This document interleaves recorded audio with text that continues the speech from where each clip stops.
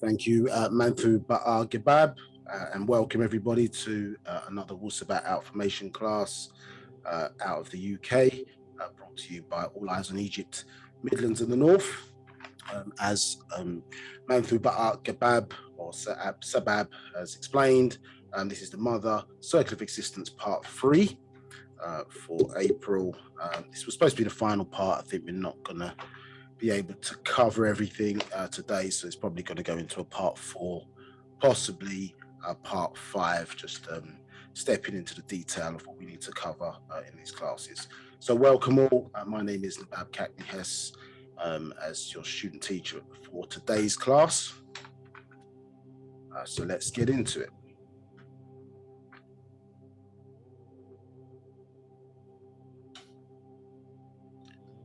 Okay, I'm not going to run the polls, so just because we have some technical issues, which we're still trying to fix with Zoom. So if you can hear me clearly, just put a 1 in the chat over the Om chant. So just put a 1 in the chat if you can hear me clearly. If there are any issues, then just put some feedback in the chat area.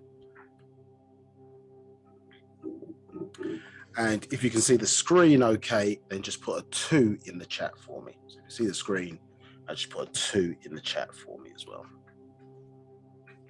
I'll just give you a few moments to do that.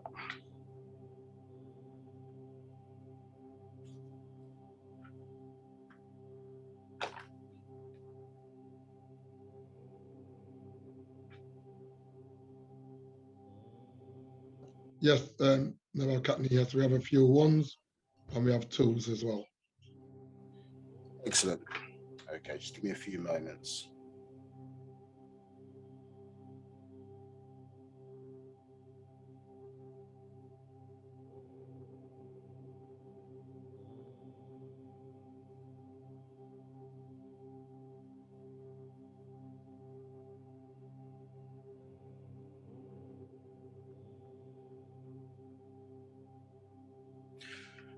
Okay, so let's crack on. So a lot to get through today.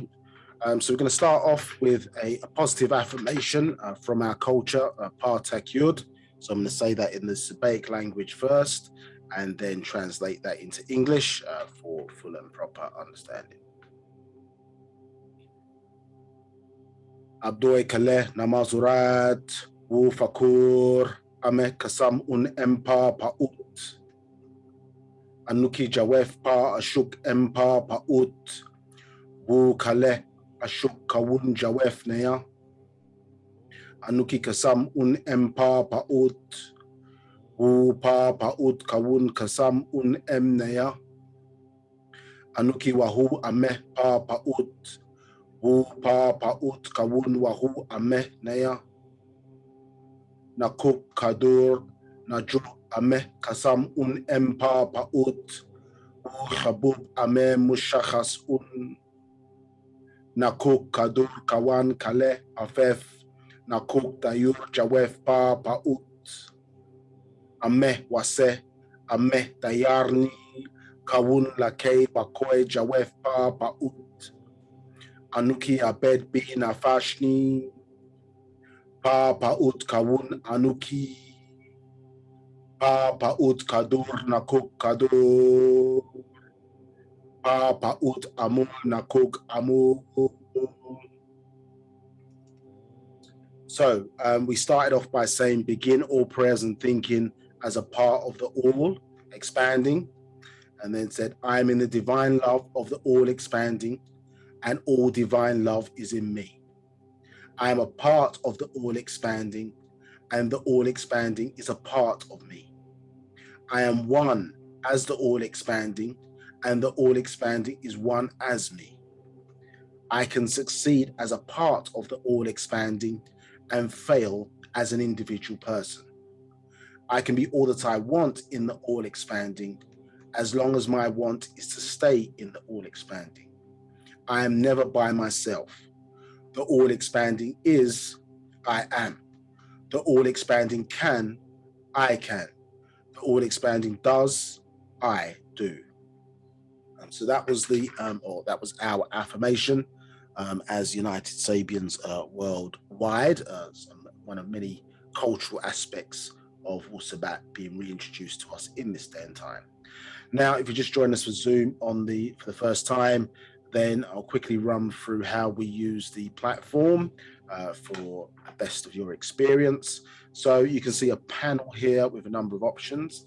If you need to adjust your sound for any reason, then please select the audio settings option here to your left-hand side.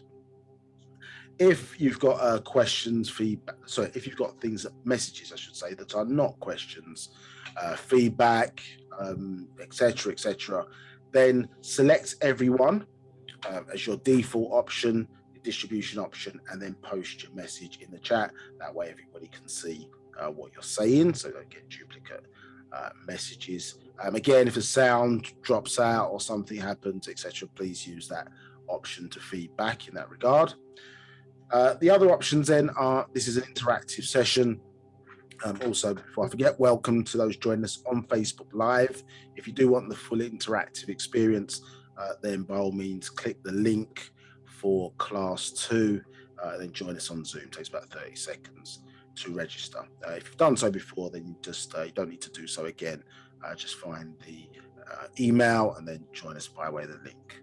So you've got two options to ask questions. It is an interactive session. If you do not understand something, or say you've got a question, etc., then by all means interrupt. The slides and what I'm talking about are just there to hone us in to a particular part of the doctrine of Wu-Sabat, just to give us some focus, so we can always come out of these sessions learning something or going away with some form of understanding. But say you can raise your hand, and once you do that, you can come live to me and then ask your question verbally. You'll see a message on your screen asking you to unmute yourself at the appropriate time. Please do so, and then so that you can be heard. If you've dialed in, then those options are slightly different. So *9 to raise your hand, and then *6 when prompted to unmute yourself, and then *6 to mute yourself back again. So once we unmute you, you do have the ability to unmute yourself at will. So we just ask, once you've finished asking your question, to stay muted as to not disturb the rest of the call class. If you don't want to come in live on by speaking, then you can use the Q&A button to ask the questions verbally, in a written format, and then the facilitator today, Manfu Ba'h Sabab, would ask those questions on your behalf. Again, at the appropriate time. You can ask a question at any point during the session. Okay, I won't have any recap quizzes today, so I'll skip past that for now. So let's get into it. So very quick introduction. So we are, as I say, United Sabians worldwide, the sort of founder of our organization, and the bringer of this doctrine, referred to as Wu-Sabat, is a person by the name of Dr. Malachi Z, York, Okran, born in Takoradi, Ghana, West Africa, to Mary Abba Okran York, given the class today is called, was dealing with other, or the mother, very appropriate. We are matriarchal as not only a tribe, but our doctrine is matriarchal, in origin, and we're going to explore that in the class today, so make that even clearer. So Mary Abba Okran York, very important when we're understanding who our teachers, I suppose, and leaders are. It's always about analysing the source. You know, as we say, we are ontologists, and so we're interested in the essence of things. And so it's important when you're picking up or even studying any kind of information or doctrine, particularly where your soul is concerned, that you do thorough research on the origin, author, etc., to see how and why they're defining things in a certain way, how they're using words, etc., but it's also important to understand their genealogy. And so his mother, Mary Abba Okran York, Fatima, born March 10th, 1929, and transitioned in August 4th, 2012, is the mother of, let's say, Dr. Malachi Z York. While she was with us, before she transitioned, she occupied the position of clan mother, And so you see it here in her clan mother attire. And as she transitioned, her daughter was appointed to take over that clan mother role now. So that's Kimamtat Mutpatauret Atum Reye, who's her daughter. So the mitochondrial lineage is again re-established in our culture in this day and time in the renewal of our story. So Mary Albert York is a very important Sacred Femi-nine, who is now one of our Muslafu or ancestors. His father was Al-Hadi Abdul Rahman Al-Mahdi, so Dr. Malachi Z York's father. Again, and that ties him into his Sudanese heritage. On his mother's side, that is primarily Ghanaian heritage there, the Iwe tribe out of the Akan tribes out of West Africa in Ghana. And here we see the Sudanese, as it would be referred to today at least, Sudanese heritage. And you see a great line there. Mitochondrial line is not shown here, but his father, again, son of Sayyid Abdul Rahman Al-Mahdi, who is the son of Sayyid Muhammad Ahmad Al-Mahdi, known as the Mahdi. So that word there means guide. And 100 years after he was born, Dr. Malachi Z York was born. So some significance in that period there. And I say he drove the British and the Turks out of Africa. So a very prominent person in our story. And so this is a useful book to go and get if you want to know more information about that, particularly for those who didn't go through the Islamic schools or degrees back in the sort of 70s into the 80s. And the early 90s. So useful for those who are interested, I should say, useful to look at. But this particular individual is a master spiritualist, Karama, as they would call it in the Islamic degree, very powerful individual who had mastered, as I say, the esoteric aspect of our nature. And not Sudanese at naturality in origin, but Kadem Mukmatu, so an ancient Egyptian in origin. I suppose he was hired really by the Sudanese to, as I say, take them out of war against the invaders into our land at that particular time. Now, so as I say, we talked and then go to refer back to parts 1 and 2. I'm not going to cover that in too much detail today, just because of what we need to get through. But Isa al-Hadi al-Mahdi, as he was known of, is a picture of him at age 25, and talked about being housed by a whole light being by the name of El Khadir. In ancient Egypt, this characteristic of renewing our story, so we recognize definitely because of forcible interception in our genealogy, us now looking like, as I say, Negroids or black people in this regard, but having the mindset, certainly in the West, of the European, particularly, as I say, over the last 400 years with the so-called kidnapping, created a kind of hybrid individual who looked like the African, who looked like the ancient Egyptian, but had the mindset of the Caucasian, even still to today, the Mukasu.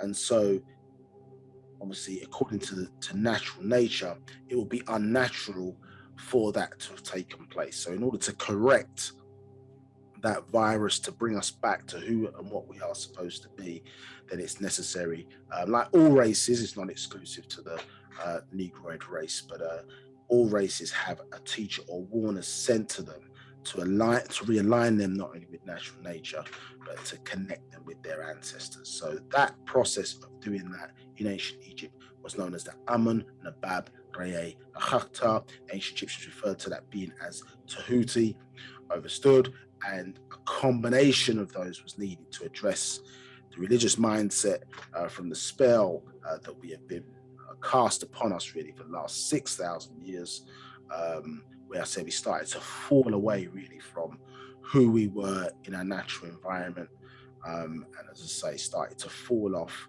and then now find ourselves, I'd say, almost in a sense ruled or dominated by other races, in particular the Mukasu. But however, now obviously that is changing as of the year 2000, and the forces of nature are shifting, not only moving us from a lunar cycle into a solar or sun cycle, but also returning us back to a matriarchal as opposed to patriarchal liberty, in terms of our culture. So the combination needed to really address the kind of religious ideology that had been placed upon us by way of monotheism, forced upon us in that sense, was the combination of Isa al-Mahdi and the presentation of the Ba'h B'ah Yaanuwn as El Khadir, as he was known then as the Green One. And then when we stepped into now, ending the sort of religious degrees, coming to the end of the first half an hour, at the end of the year 2000, or coming into the year 2000, I should say, when the nines last aligned 9th September 1999, or at least in that cycle. Now it was time for us to now learn about who and what we are, and particularly the ancient Egyptian culture, which today we refer to that in its proper name and title as Wu-Sabat. And so the combination there was Dr. Malachi Z and the presentation in the personage, the Ba'h B'ah Yaanuwn, would be then known as Ba'h B'ah Yaanuwn. You understand, one of the 19 elders incarnated into the 25th seat, which is on this planet Earth, also known as Ptah Nun. So this combination was necessary, as I say, to really remove the mental spell that was placed upon us, so you would be ready, as I say, to take on board the new cycle information, despite, as I say, the Mukasu rulership ending as given to them by their ancestors in their books known as the Bible, Torah, the Quran, and they'll say the books of monotheism, where their Lord God gave them dominion over the planet, as they refer to their story, at least, gave them dominion for the last 6,000 years. So that rulership has ended, or the perception of that rulership has ended, and now they're stepping down off the throne, and say a number of their hybrid existence really is being removed from the planet, and certainly the hybrids that are not supposed to be around according to the natural cycle of things will be removed by the year 2060. That's nothing to do with us. That's what their ancestors placed within their telomerase or genetics as an expiry date for their rulership. Now, this obviously brings us into what we should be learning about ourselves, this doctrine of Wu-Sabat. And our ancestors gave us a prolific author in the presentation of the Ba'h B'ah Yaanuwn in this day and time, having written over 1,000 books, seeking to break the spell, but more importantly, once that spell was broken, to help us to transform back from mortals into deities again, so that we would become 720, mastery of 360 degrees of the physical and 360 degrees of the esoteric, when we transition, obviously, into the next life, understood, maximizing our time here, understood, to achieve a level of perfection, or to make our imprint in the world, at least, by, say, doing something for others within this lifetime. Do you understand? In some form of service, they're not directly benefiting ourselves, but as I say, make some impact for the wider community, wider environment, greater good, so on and so forth. We'll explore that if we don't get into it today. I will certainly get into it in the next part of this, how we achieve perfection. So this is what one should be striving for. And the way our genetics, at least, are structured, this allowed multiple opportunities in order to achieve that. So sometimes it can be extremely difficult to do that in one lifetime. So let's move on to get into what we need to today, because we haven't got a lot of time. So not me rambling on in terms of an introduction. I've just got a lot of science to get through.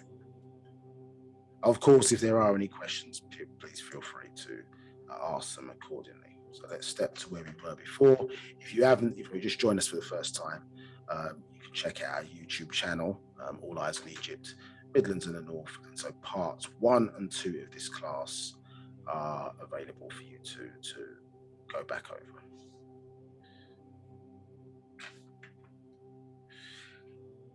Now, we were going through symbolism. In fact, let me put up that definition of it again, just for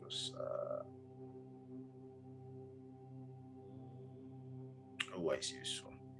Let's start off.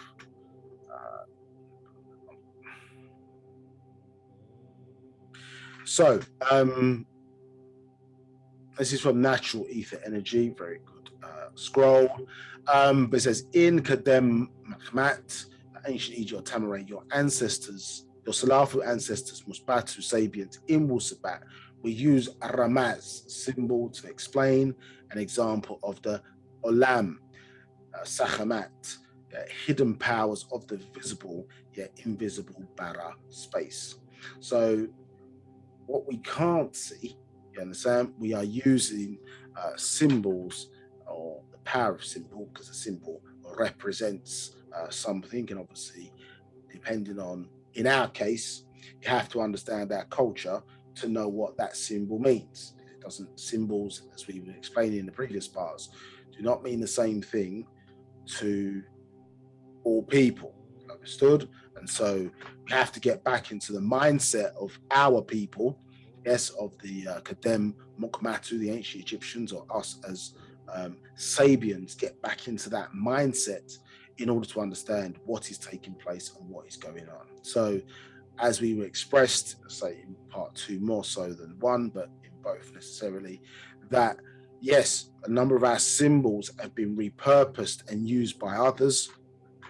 Even certain terminology has been repurposed and used by others, stolen in a lot of instances. And because maybe that is more popular in terms of the world, people are associated, maybe it's a certain word or a certain symbol with a certain culture and the way they've used it. But in actuality, when you follow the ontological journey and see where that has originated from, you find that many things, if not all things, have come from us, or somebody has copied it and then in many cases misused it, whether that was willful misuse or from their own ignorance, not understanding what they were really what they were holding or what they were using it for, didn't really understand its meaning, but knew there was something in it, some power in it, and then used it accordingly. The other issue is that some symbols appear negative or evil, but the reality is it's evil to that person or to that race, understood, and that may not be evil to us, understood. So if a symbol, for example, represents the sun, and to those people the sun at a certain point gave them skin cancer, then the symbol for the sun to them would be negative, understood. But to us, understood, the symbol of the sun as children of the sun would be positive to us, as we expressed earlier. Those particles of energy being emanated from the sun, when we receive them and we absorb them, understood, with our black melanated skin, that illuminates us. So therefore we were known as the illuminated ones, hence a term by some others, Illuminati. That's the original Illuminati, us receiving solar energy and it empowering us.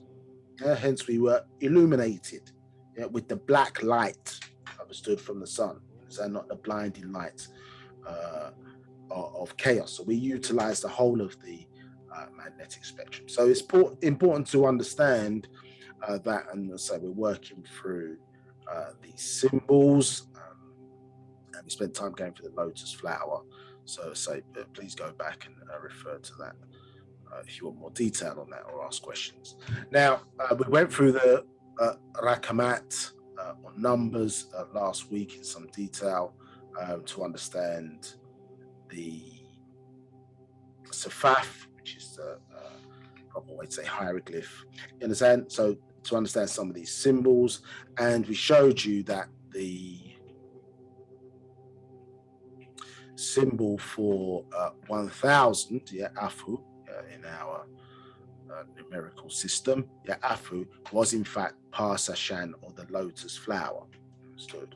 So, and then we would sort of break it down to the different shapes that we can see within the lotus flower, that in reality represent the sacred feminine, or represent the female, you understand, in one of its represents a female. Let's not add and take away more to it. And we see here the tat symbol here.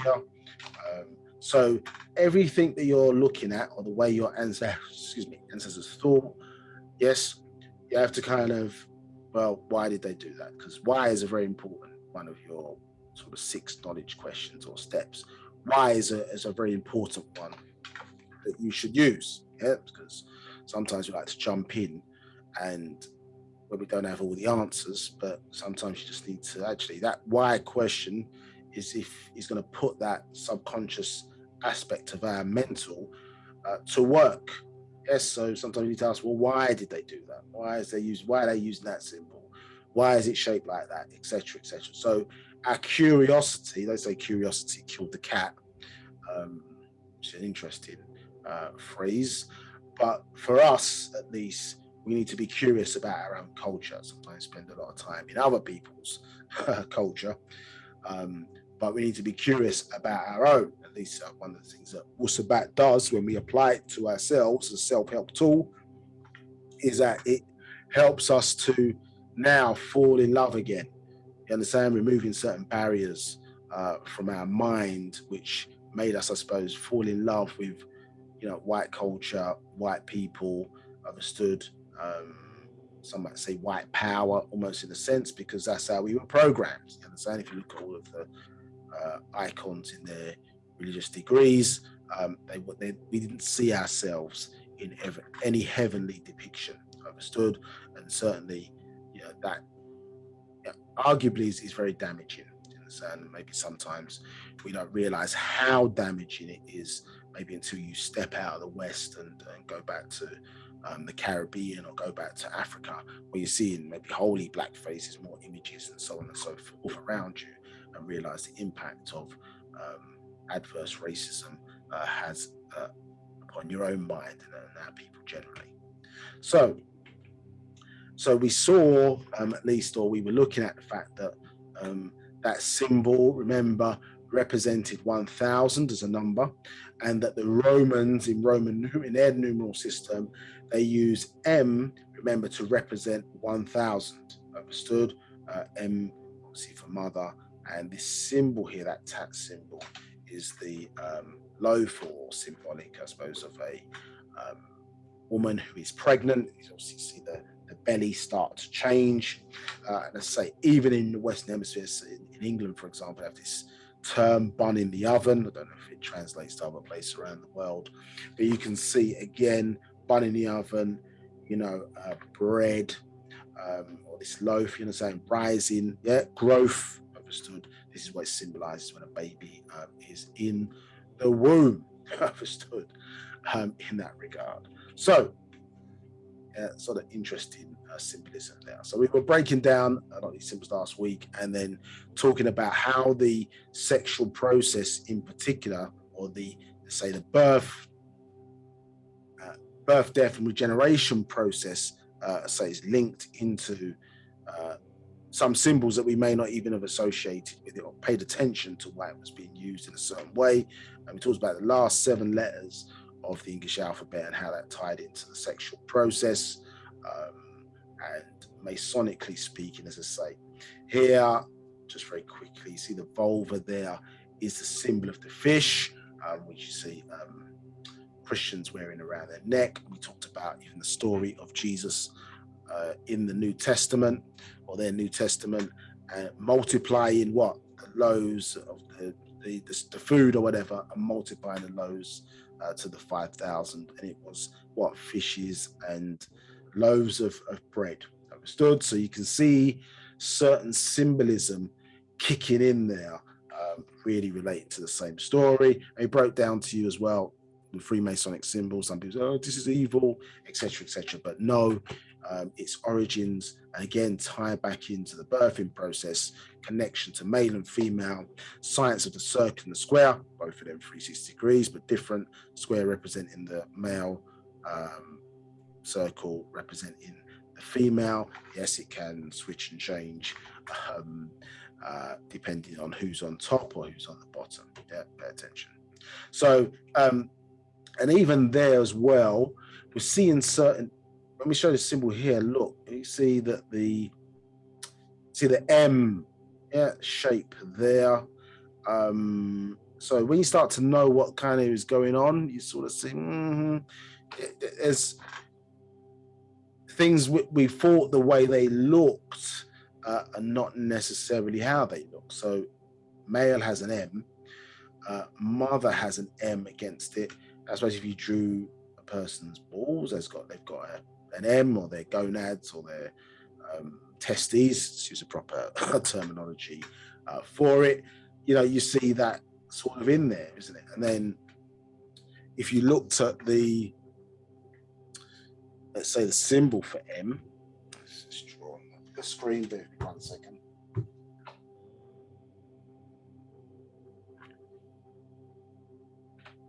So if we started to look, I'm just going to draw on the screen now. So if we sort of looked at our M, then we see M can be sort of drawn like that. And then again, you sort of turn it on its side. You get that. So we get different ways in which we're seeing this same shape. And then if you turn it again another 90 degrees, you see that shape. So some of the things that we're looking at, we say, oh, that's an exclusive shape there. You understand? So let's say that's the gonads, and then some people draw that like that, and then now you put, if I put 2 dots on the end, it looks like a set of breasts. So these shapes, and they perform a similar function, understood, in terms of male and female, as a source, as a source of life. Do you understand? So there are certain things in the way that we're looking at things that we need to start paying attention to, because this is how our ancestors used to move, as we would say, using slang terms. This is how they used to move. So we need to get back into that mindset, because that's who we really are. So we are them, they are us. It's just that the genes have obviously tumbled forward, and we need to get back into that mindset.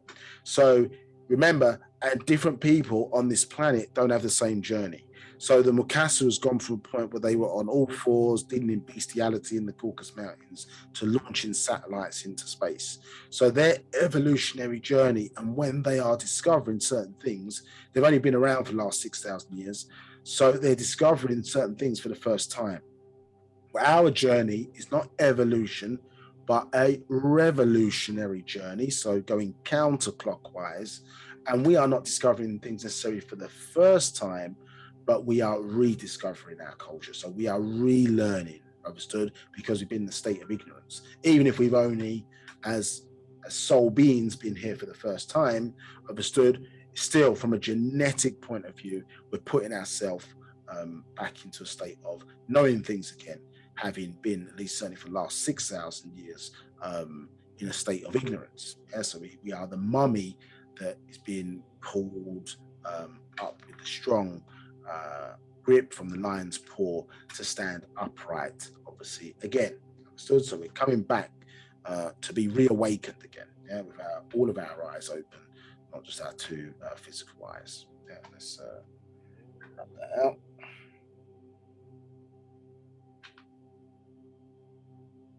Okay. So, as I said, we were showing you that last week. So let's get into more of to talk about today. So other symbols we see in our numerical system, which we were explaining again last week, that our number system has logic to it, and the importance, as I say, that we should have learned how, well, at least how it's called in the West, the periodic system, periodical table, how that worked, because that gave us an idea of why, or energies, how elements, I suppose, transition from one into another. You understand? So energy transfer within the sort of matter state. So one thing is in a certain state, and then it transforms itself into something else. Understood? So we were seeking to really understand. And our number system, so the alchemists are the ones who created mathematics. Understood? So there has to be a reason why, you know, you go from Wahu, Afu, Falu, Rabu, so on and so forth, or 1, 2, 3, 4, etc. Things in transition. So your number system, or our number system at least, is representing that. So you understand, okay, well, there's 5 lines, so that's why it's Khamu. You understand? So because you can count it, Wahu, Afu, Falu, Rabu, Khamu. There's 5 lines there. You understand? So that's why it is 5. Yeah, and that's why it has a certain number associated with it. But our 9, yeah, or a symbol for 9 at least, understood, obviously has the symbol for 8 there, yes, and then we've got this outer line to represent 9, and that represents the sun. So the 9 ball, as it's referred to as, is the sun. So 9 is complete, isn't it? Yeah, it's a whole. Once we get to 1 and 0, which we explained last week, we don't have 0 in our culture. The term Safu, which is the equivalent for 0, is not the number system how it's used in the West. So we don't, our symbol for, let's say, for Ashu or 10, let's just draw that for you. Yeah, which is 10, yes, is not that, understand, which would be a Wahoo symbol there and a Safu, which is 0. Our symbol for 10 is 10, understand, or Ashu. It's a different symbol. You don't use 0. Zeros is a, well, look it up. You can look it up yourself. It came in with ancient Babylon, and that is from, let's say, they were taught that by the Anunnaki, who used zeros in their numerical system. Understood? So we don't use 0 in that way. So that 9 represents the sun, or the whole, or the completion, which, as I say, when you follow down the periodic table and you get to 9, which somebody can put that in the chat, I think it's nitrogen, look it up. And then we get to 10, get to understand what 10 is. So 10 is neon, isn't it? So when you get to 10, neon, what is neon? Neon's a new form of light. So again, you're seeing a sort of birthing process go through in that regard. So you see, when we draw in, say, for example, what they call Ashu Wahu, or what they call 11, they put the symbol inside this kind of upside down U shape in that regard. So interestingly, it's 10 here showing us 1 is, so there's no such thing as a number 1. What we're seeing there is whole. This is what we're describing, whole. Yeah. So when we get to 1, because when it is, we're dealing with percentages. So in order for 1 to be complete, you have to take, so you have to have sort of 1. It's 1% of, you understand? So it's going to be, it's 1% of something. So it's 1% of the whole. Until you get to 99% of 1, you have to take 1% of 2 in order for that to be complete. Understood? And so in our in reality, but in our cultures, but there's no such thing as 1. When we're using 1, really, when you look at it, look at how it's spelled, it doesn't even, it's not spelled the way it sounds. Yes, and actually, if you really were to look at that, you see in here, on, which you find in the Bible in Genesis chapter 41, yes, and you look it up, it takes you back to An, or Anu with 2 N's, yeah, which Greek's called Heliopolis, the city of the sun. So this is really saying sun, E, some denotes energy. So when you're saying 1 here, or on E, you're saying either my sun, you could look at it that way, or you're saying solar energy. So the starting point of some things or the physical, it starts with the sun. Yeah, because that's our starting point. Yeah, because this is where our solar system came from. Is it the ultimate? Is it the origin?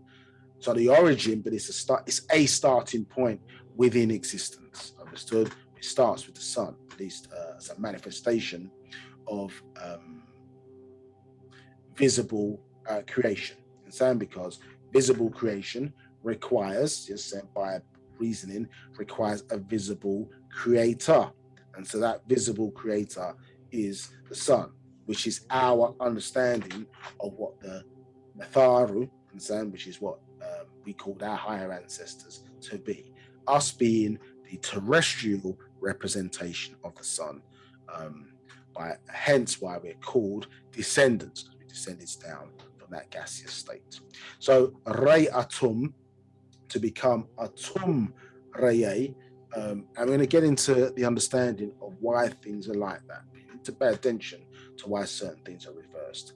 Now, so Ray, or Raye, as it should be pronounced, is the sun. And then you see here these 4 positions are what the sun appears to move in this quality fashion, yes, to somebody standing on the earth looking upwards, because the sun doesn't move. Yeah, so the symbolism is, yes, and in the illusion of light to us, we recognize that, hey, the sun appears to pan across the sky from east to west. Yes, but this is part of the illusion. You really understand it. But and this is also symbolism. And so in the world of light, yeah, the visible world of light, we get symbolism even in nature. So even if human beings didn't start drawing around doing certain things, yes, from our perspective here on earth, yeah, there's certain symbolism taking place. And the wonder of part of Tharu's divine design is that basically things allude to other things, and it gives us greater understanding on what came before. And so this is why we have to sort of pay attention, because one of the things you're seeing certainly within nature is replicated systems. Understood? So when we talk about 9-mind deity or whatever, someone might say, well, 9-mind deity, what does that mean? And how can you prove that and all that kind of stuff? But what you're seeing is those same patterns, interesting enough, in our stories, yeah, the Pa Mutsa'u, yeah, or the Enneads that the Greeks referred to them as. We're seeing those patterns in other structures in nature, particularly pertaining to ourselves. Understood? So in that symbolism, let's say, is us really uncovering my story, understand, and uncovering the mythology, which, as we expressed last week, is my ontology. Understood? So the root or the essence of us getting back to facts, knowing things again, and seeing how natural nature is structured, which we are, of course, a part of. So Raye is the position, understood? And so when one combines, or the sun is in that position, then we say, well, that's Atum Raye, because the sun is in this position. Yeah, remember, somebody standing on earth looking upwards. And we've seen multiple ways in how the quality symbol, which is female in origin. Yeah, a lot of people saw the actual fact. That quality, I know what that is. I don't need to pick that up, because in the higher religious degrees, when we were looking at Christianity from the Egyptian perspective, remember that was dealing with God the Son, God the Father, God the Holy Spirit, and God the Mother. That was a quality symbol. But it basically, put it away from that story, it goes back to ultimately these positions. You understand? You see quad cycles throughout nature. You understand? There are many cycles. You understand? You've got the whole cycles. You've got dual cycles. You've got triad principles. You've got quality principles. You understand? So on and so forth. Yeah, different The numbers, because we're also numerologists, those numbers denote different symbolic points to help us to understand patterns in nature. So 4 positions. Atumraye is the visible side of things, but the sun, remember, had a origin before it was seen. So in the darkness, there was a number of different processes taking place, very similar. You just have to overlay that to the human or hammam experience, isn't it? Yeah. So this is when we wake up every day. This is when we're highest energy, and this is when we go to bed.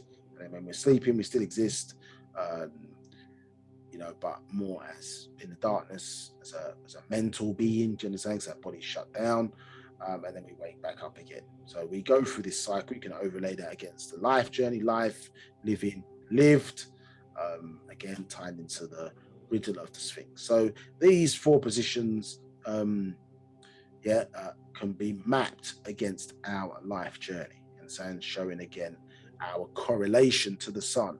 And that's what your culture really is.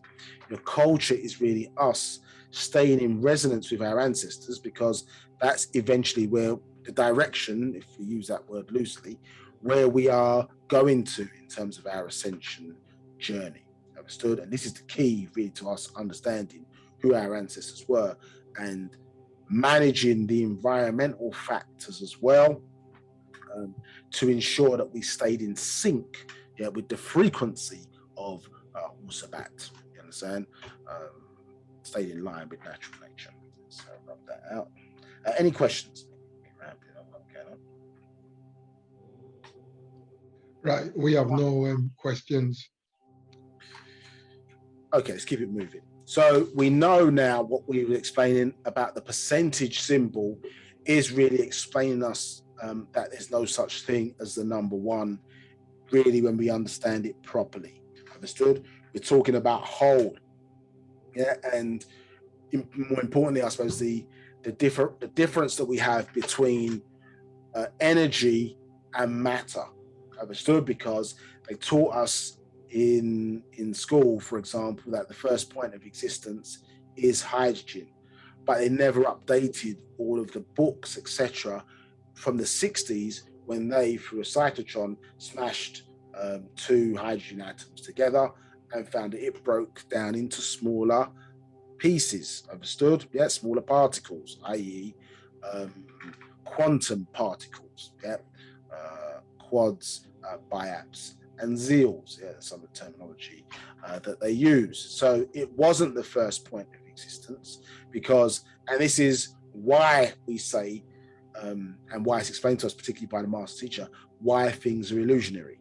Because you're looking at a thing, for example, or what you think is a thing, and that's not what it really is if it breaks down to something else. Yeah. So as we're going to step into in this particular class, there is a point where things don't break down any further.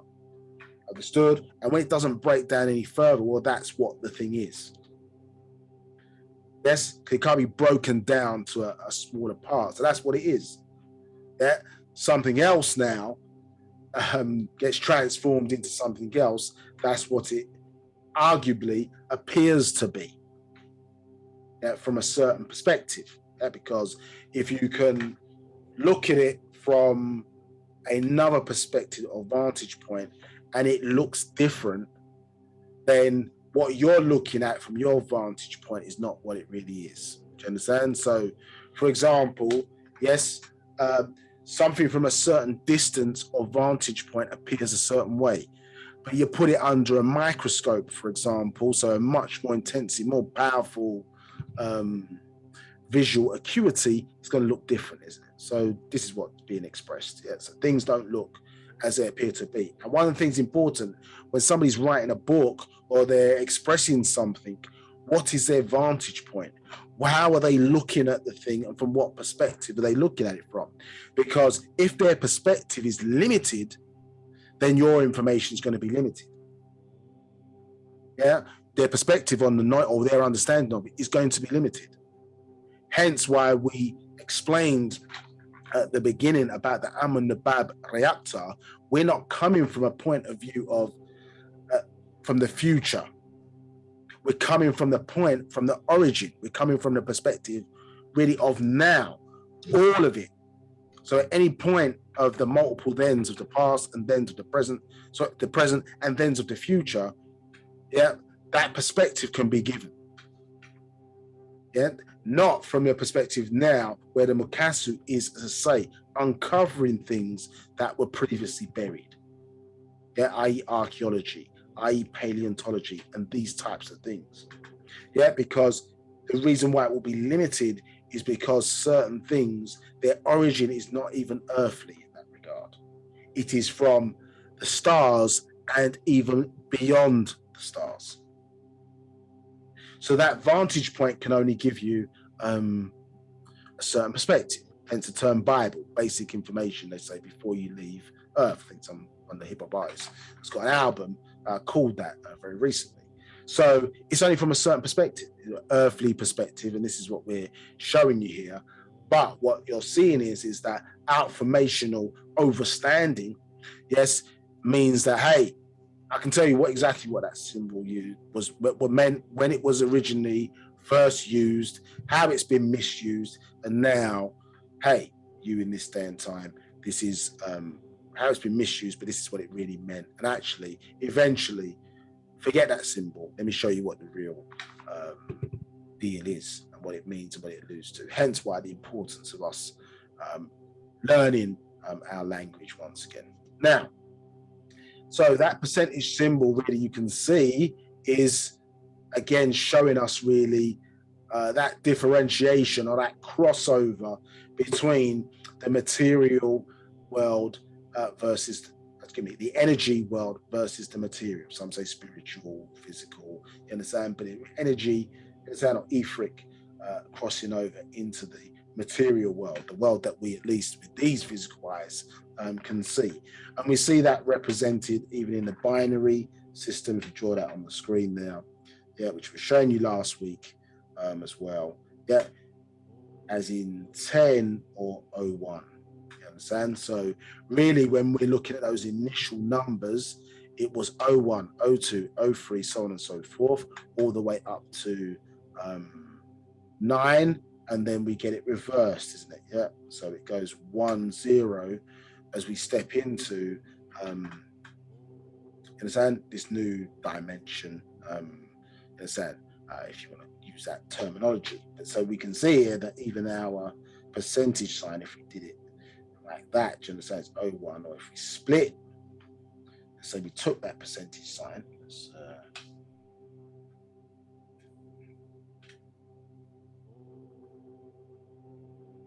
go with that. Yeah, if we took that percentage sign, forgive my drawing, yeah, it's okay. Yeah, that's me splitting that percentage sign in two. So let's say it was a single.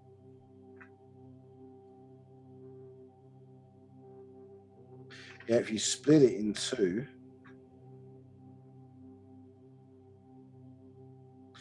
yeah, if you split that in two, then you better understand, you see that 01 and 10. Do you understand? In terms of that transitioning, because it's a transitioning point. Yeah, one to the other. So here, this is how I was explaining what we've been talking about here. 99% of one, understood, and then obviously you need to take the 1% from the other thing in order to complete it. You understand? So that's how you get this transition. So you never get to a complete one.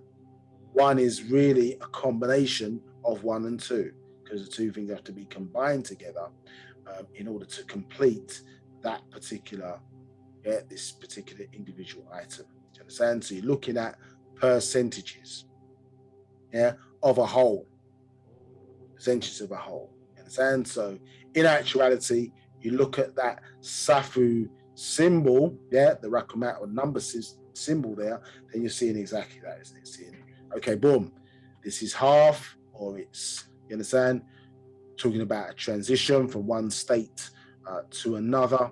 You understand? So you need to look at this whole or the one as percentage. You understand? And actually, when you think about how you used to, as a child, when they were teaching you mathematics and looking at sets and different things, that is kind of how you did things. So you represented a set by, I don't know, if it was, they would make you put, I don't know if it was,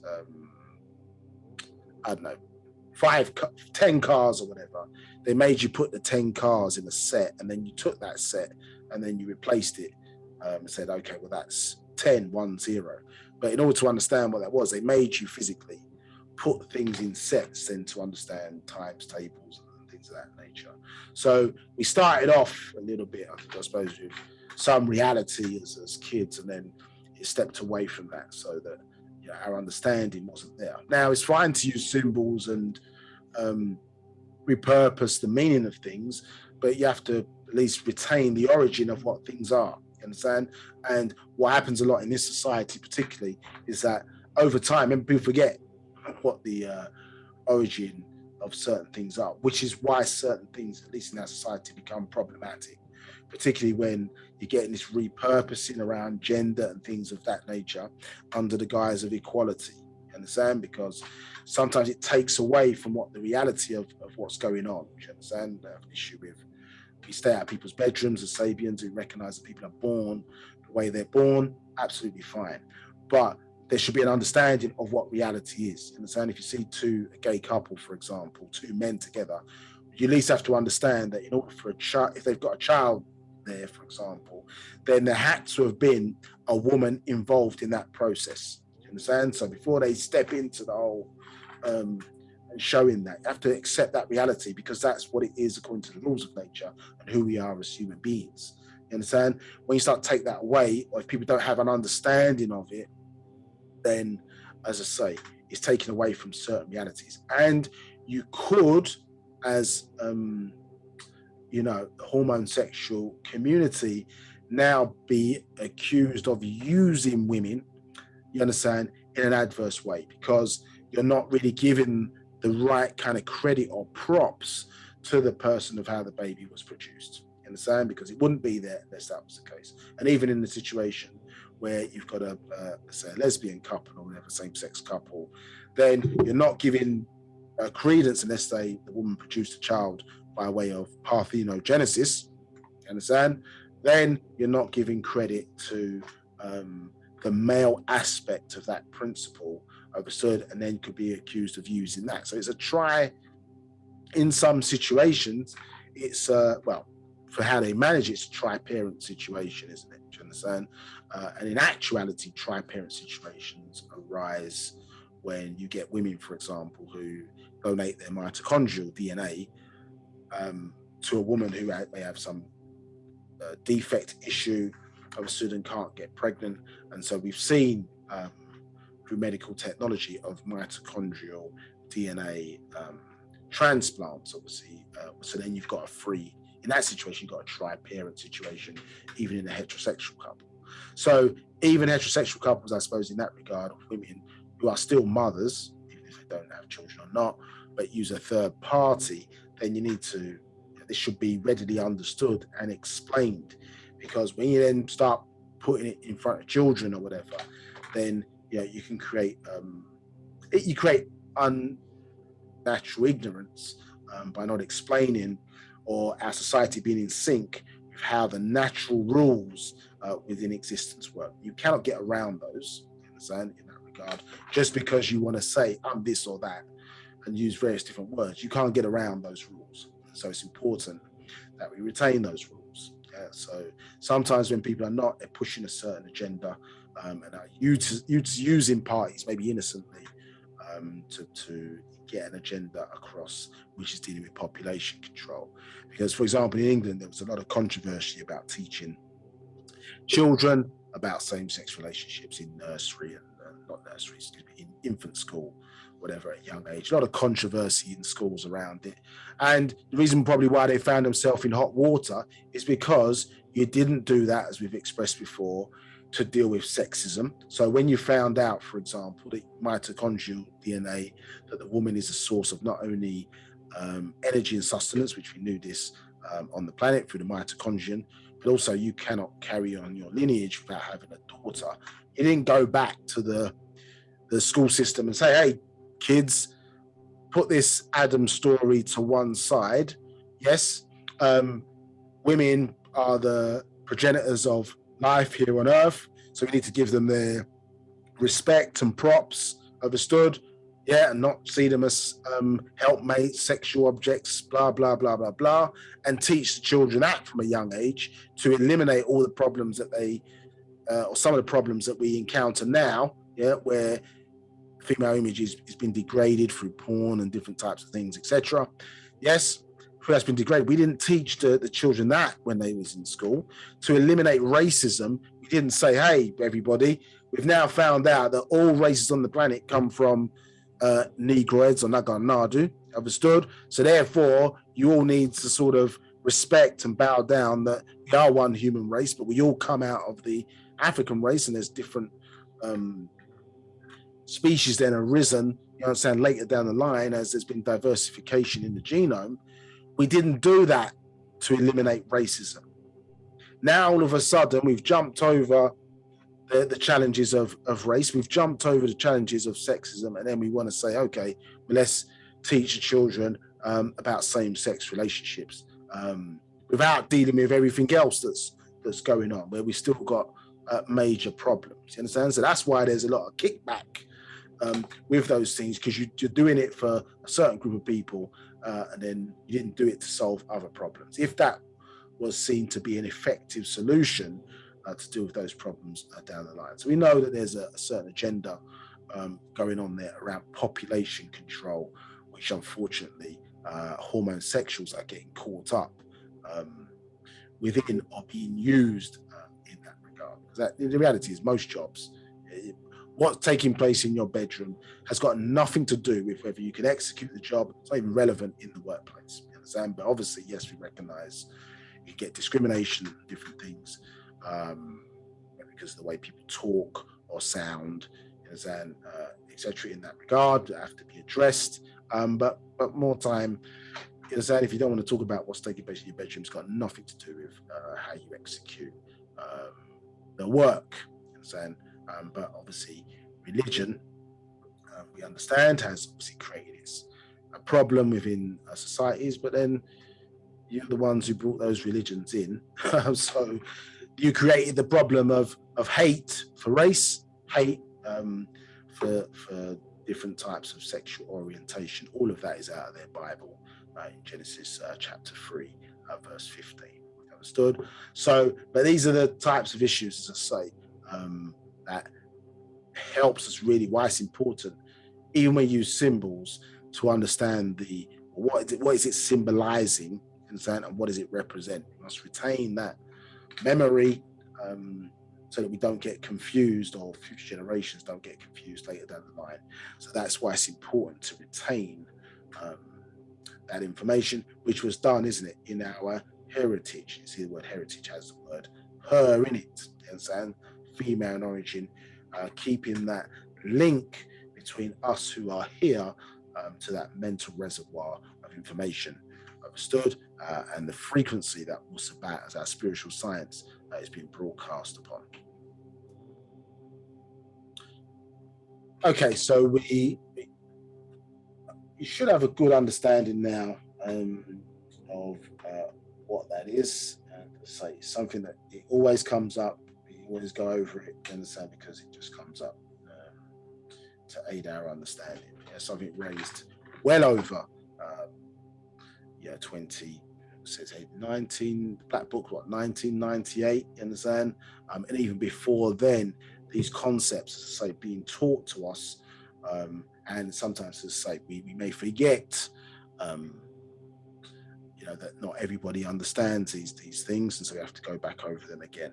So you're seeing, getting this understanding of, as I say, energy transition, or things transitioning from one state to another, and so you see that reflected in certain symbols. Any questions?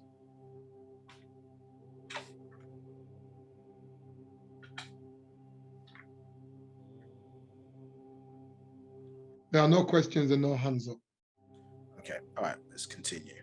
So, so we can see, as we were talking about earlier, that the term M, which was 1000, M is also in the Sabaic language. You see, M is an EM sound. That word M means of. Understood? So when you're writing a person, when you deal with people, I should say, when you deal with people, yeah, it's the term M, you understand, of, you understand, in the actual Sabaic language itself in terms of its tone.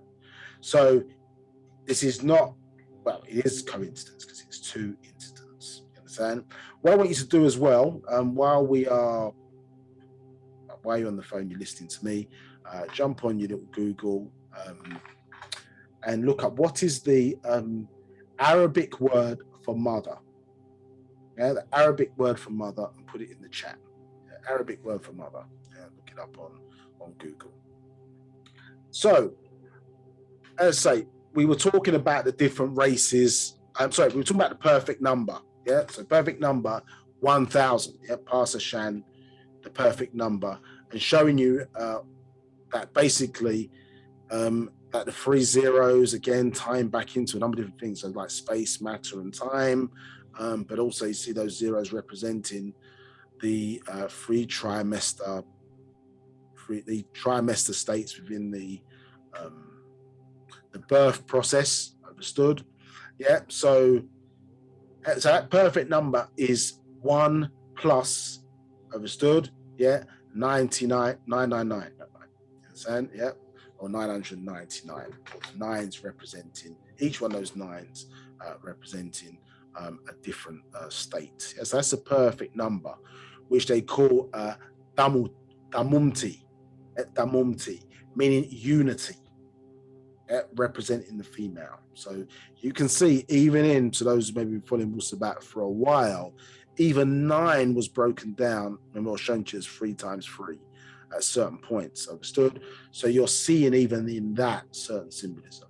So damumti, yes, is the 1 plus 999. You understand? Because the M, remember that M other, the M is again an offspring or offshoot off of the original, you understand, which the mother is creating, which is always going to be less than the original, or less than self. Understood? I'm going to explore this in more detail. So remember that the mumti, or unity, or perfect union in that regard. So we see that the interesting enough is mitochondrial DNA, the source of, so not only here, you see the mitochondrion within the cell is the energy or the battery of cells. We had this discussion last week that nature creates the power source or converts. Not only it basically is the power source, but it also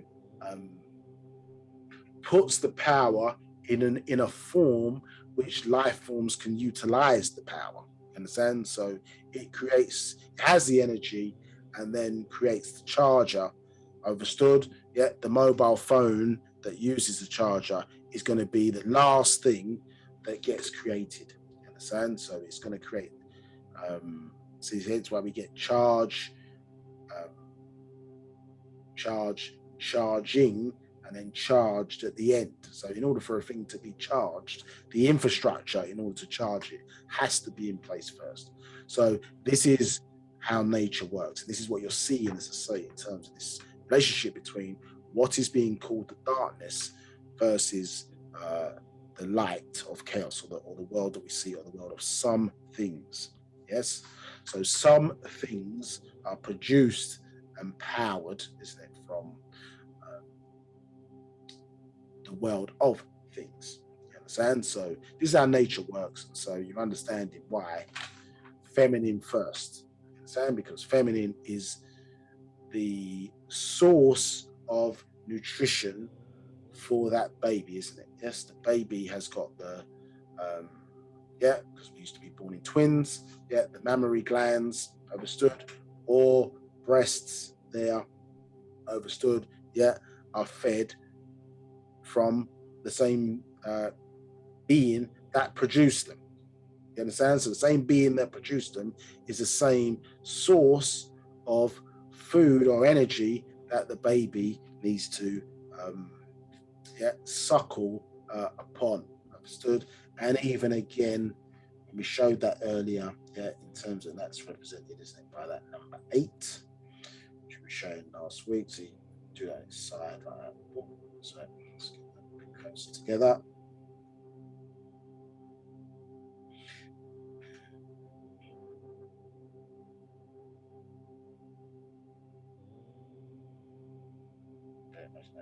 Together. Yeah, so you're seeing that 8 there, and draw an 8 on its side, like that. That's also the eternity symbol there. And so, and then I suppose if I then took that, isn't it, off, then that's, as we showed you earlier, or we reversed it, excuse me, and then you're going to get your, I'll have people draw it in a thing, the breasts, as that, in the same, you can see that actually that is the same 8, isn't it? Like that. You're going to get your 8 there. You understand? And actually, look at the Sabaic. Looking at the thing for the M. Yeah, you're seeing those patterns there. Yeah, so it all kind of correlates or comes back around together when you see in certain shapes or why we do certain things. You understand? Yeah. Now, so remember that the mumti, in terms of that principle. The mumti. Let's get rid of these. Okay, so when we're looking at symbol for mitochondrial DNA, or the Safaf for mitochondrial DNA, we see it's represented by Tafafnatat, or Tefnot as they call it, but Tafafnatat. And we see the symbol for the cobra. Yeah, it's the symbol for the cobra. See here, the spitting forth of moisture or liquid, and we see the symbol for water there. And look at it, what we're seeing again. Yeah, these tat symbols there representing the female, and we see the horned viper. You understand? The horned viper here symbol. You understand? So again, these patterns or shapes that we're seeing here in our story, understood? Now, that symbol there, or that shape even showing us Tafaf Natat there, is actually representing the Ogdoads, or the Chamanu, some refer to them as, those 8 sets or 4 sets in the sense of beings before you get to the 9, and the Palm so these Ogdoads, the 4 beings there, you understand? So in that regard, you understand, Kekiket, you understand, Hehihet, Kekiket, you understand, Amun, Amunet, you understand? So you're getting 4 sets of water creatures there. So before we were in or on land as this 9 ether being, we were in the waters first, understood? You understand? In the waters of this planet first as women and men. So we were water creatures in that first state.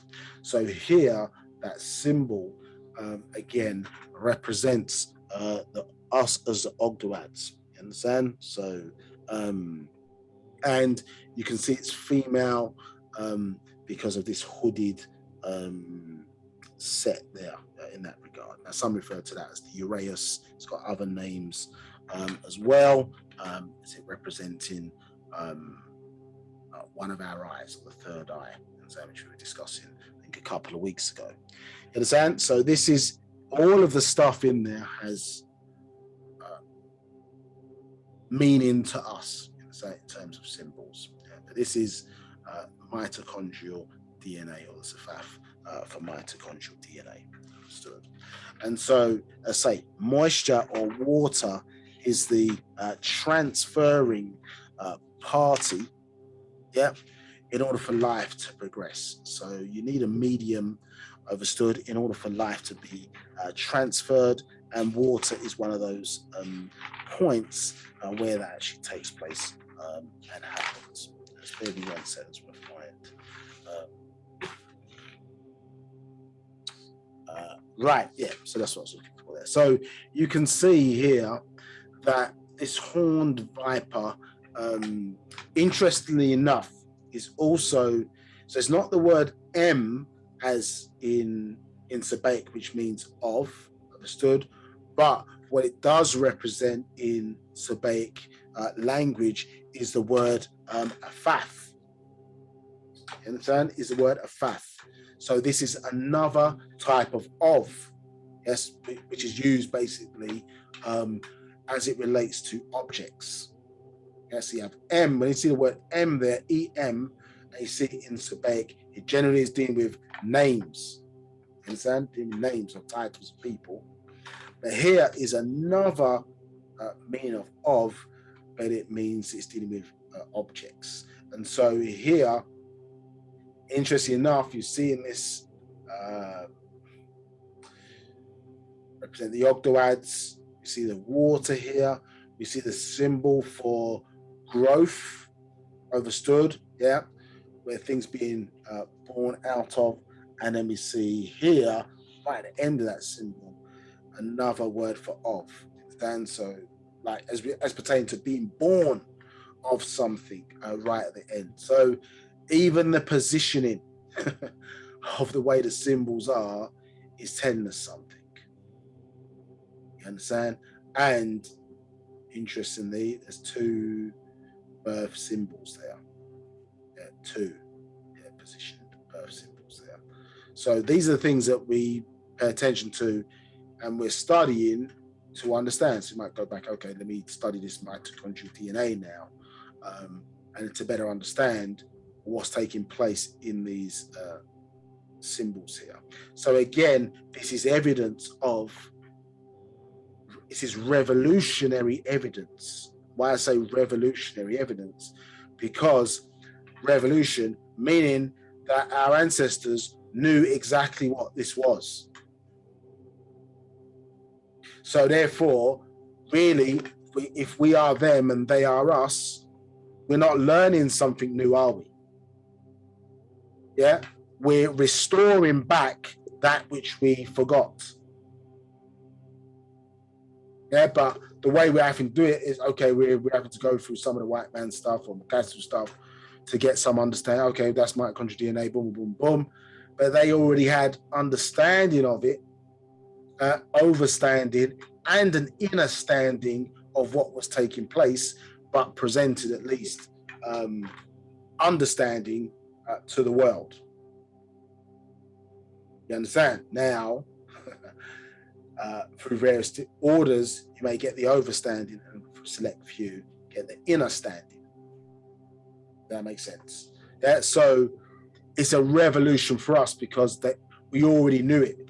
We were already gifted at being taught by our higher ancestors with this knowledge information, and then the way we structured our culture, the way we built our monuments and our cities, all were designed to reflect this same life, birth, life, resurrection journey. Now, the interesting thing here, again, when we're looking at here, I was a description of the birth of the Wu-Sabat or the Enneads, you understand, as they refer to them as these 9 entities, understood, yeah, starting obviously with the explosion from that first point atom. So some describe it as a sneeze, some describe it as ejaculation, understood, but it's a coming forth in that regard, understood, and you see it here, even in the mitochondrial DNA, a spitting forth. So its origin, you understand, is from the preceding point. Yeah, this transferring of this thing, which then maintains itself through that life journey, understood. So there are things, in a sense, yeah, that are being represented even on this plane, where its origin was from the very origin of things. You understand? Yeah, origin of things. So there's a transfer taking place. Yeah, and this is what you got to sort of pay attention to. That from that state that we talked about last week, or when you go into the book Emotional Energy, you understand about basic energy gave birth to energy. You understand? And then obviously from that energy state, we have matter. You understand? At the end point or the lowest vibration of things. You understand? But there are clearly forces that represent that journey, i.e., ourselves. You understand? And our importance in the scheme of things, you understand, in terms of natural nature, and why we, at least here in this universe and on this planet, must be here. And because of what we represent in natural nature, in the system, as supreme beings. You understand? And that terrestrial, as you see, the sun being one of the manifestations of that life energy, and you see it in its terrestrial form being represented here on this planet as the Nagara or Negroid race. You understand? Now it shows you here, this is from Genetic Kiss in verse 148. She was also the Eye of Re. Understand? And so you see again that symbol there, the Uraeus, tying back into the eye. The sun, understood, is emitting, understand, and spitting. It spits forth planets, didn't it? Yeah, 550 million tons of hydrogen turned into 554 million tons of helium every second. We know it goes through a number of different burning stages, but that excess 4 million gave birth to sunspots. Those sunspots, isn't it, then spat forth, understood, these balls of fire that got trapped within the gravitational pull of the sun. Hence, we have our solar system. Do you understand? And so you're seeing all of these different things and understand, okay, boom, it's the same design. Okay, how were children born? Is there a spitting forth taking place? Okay, let's think about how all of that plays out in our story and the actions that we're seeing in ourselves that are reflected in a solar system and how it was born, are reflected in a universe and how it was born. Do you understand? A dual verse, triverse, multiverse, so on and so forth. Understood? Yeah, so it's not just egotistical statements to say a person is a universe. That's what they are by design. Yeah, and we're seeing these shapes and the symbols are helping us to understand that in a lot better fashion. So the symbol for our ancestors, or the Nadaru, yeah, is the three, similar to three flags, which is 3 nines. Yeah, 3 nines. And again, how certain things are structured, the way in which they're shaped, etc., has meaning. Yes, because let's say, for example, screen here. Most don't realize, for example, that the T and the J, for example, are the same letter in the English alphabet, or they're similar letters. Yes, if I draw a J, yeah, which is that, you understand? And then you do a T, which is that. You see they're the same, letter inverted. But we wouldn't have put a natural correlation between those two letters. Do you understand? Seeing them inverted. Yes. So when we're looking at certain things, you have a symbol, and if it's inverted, then you see it's got a relationship, but they're different. Yeah, but they may have a relationship to each other. So this is something that you want to pay attention to. So the 3 flags in our culture symbolize our high ancestors. tying again into this number 9.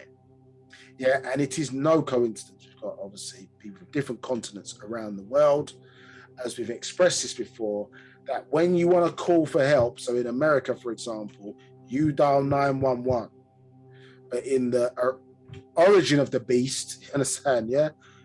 In the original New York, not the New York, which is in the UK, yeah, the home of the spell, yeah, we see that they're using 999, yeah, as the symbol to call for help, which means that our association, unless we reprogram the mind, is always in how can I say, a fear or hyped up, you understand, fearful state, because you don't call 999 for help, in generally speaking, when there's a positive situation going on. You're going to call it in an emergency.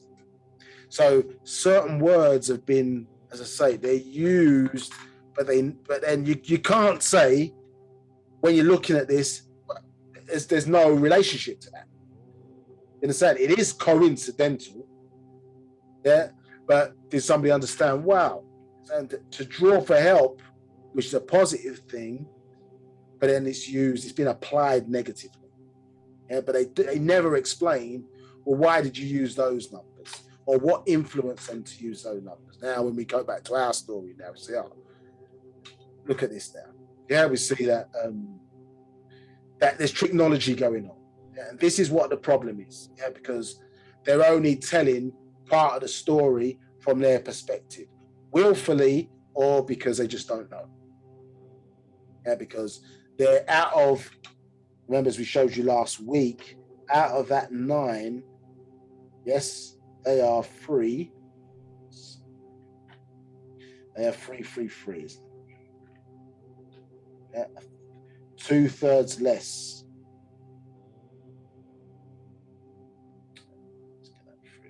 You see what I'm saying? Yeah, free.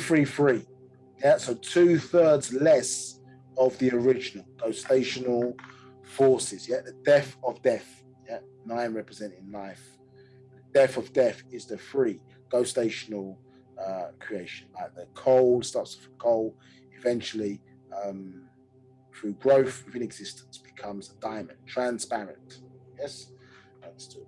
So, as I say, see those 3 symbols there as the 3 9s, and this is how we're showing you where our Safaf gets repurposed. Do you understand? Because we can see here that became, you understand, the Shin symbol in Hebrew, and then the Sin symbol in Arabic, in terms of the word, yeah, which is the first letters of Shaddai, you understand, or Shad, yeah, which means demon.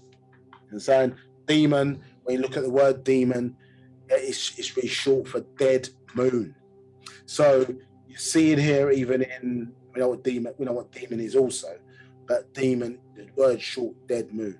So you're talking about at certain levels, like as I say, within the world of the Natharu, understood, you've got suns, and then you've got other cosmic entities like moons, which derive their energy or their light from the sun.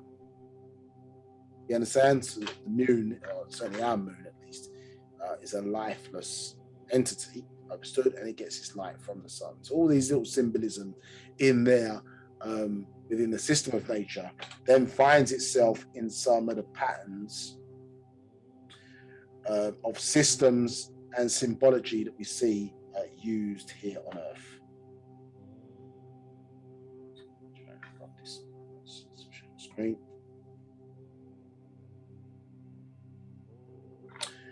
Okay, so you can see where it was influenced and where it was taken from, because what you're seeing here is that they're using your symbols, understood, to tie into the power source.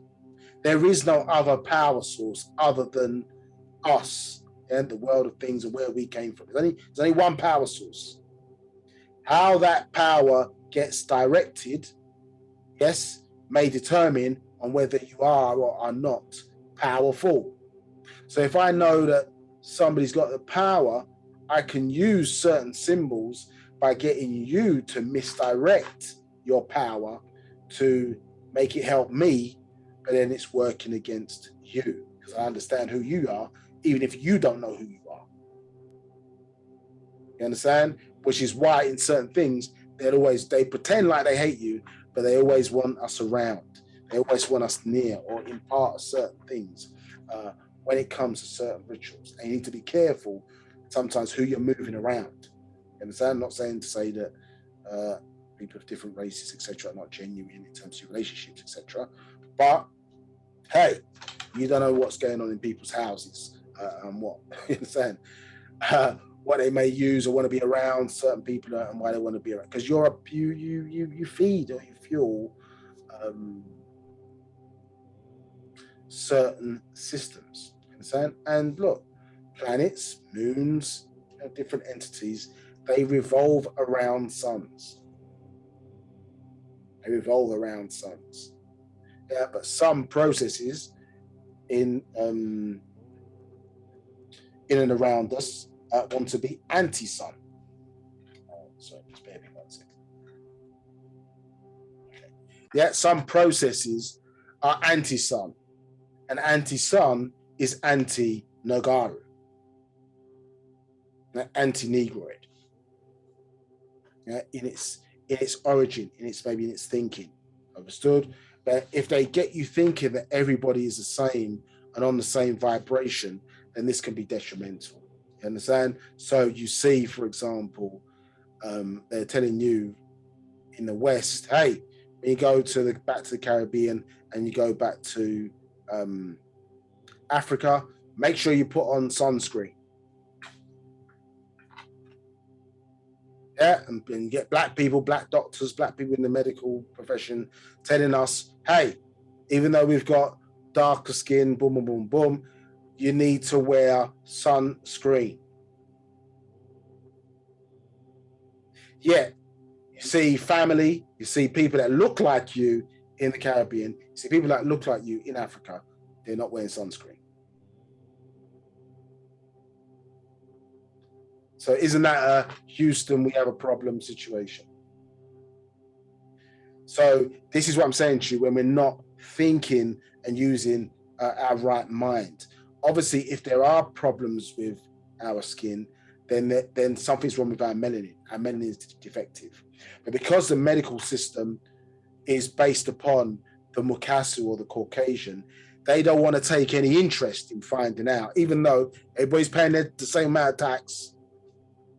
They don't want to take any interest in understanding melanin, treating it accordingly, or providing different treatments for people with melanin. Yeah, if your skin's not working, if you're getting some kind of dermatitis or being burnt by the sun, something in your structure is not working correctly because it's been designed to protect you from the sun.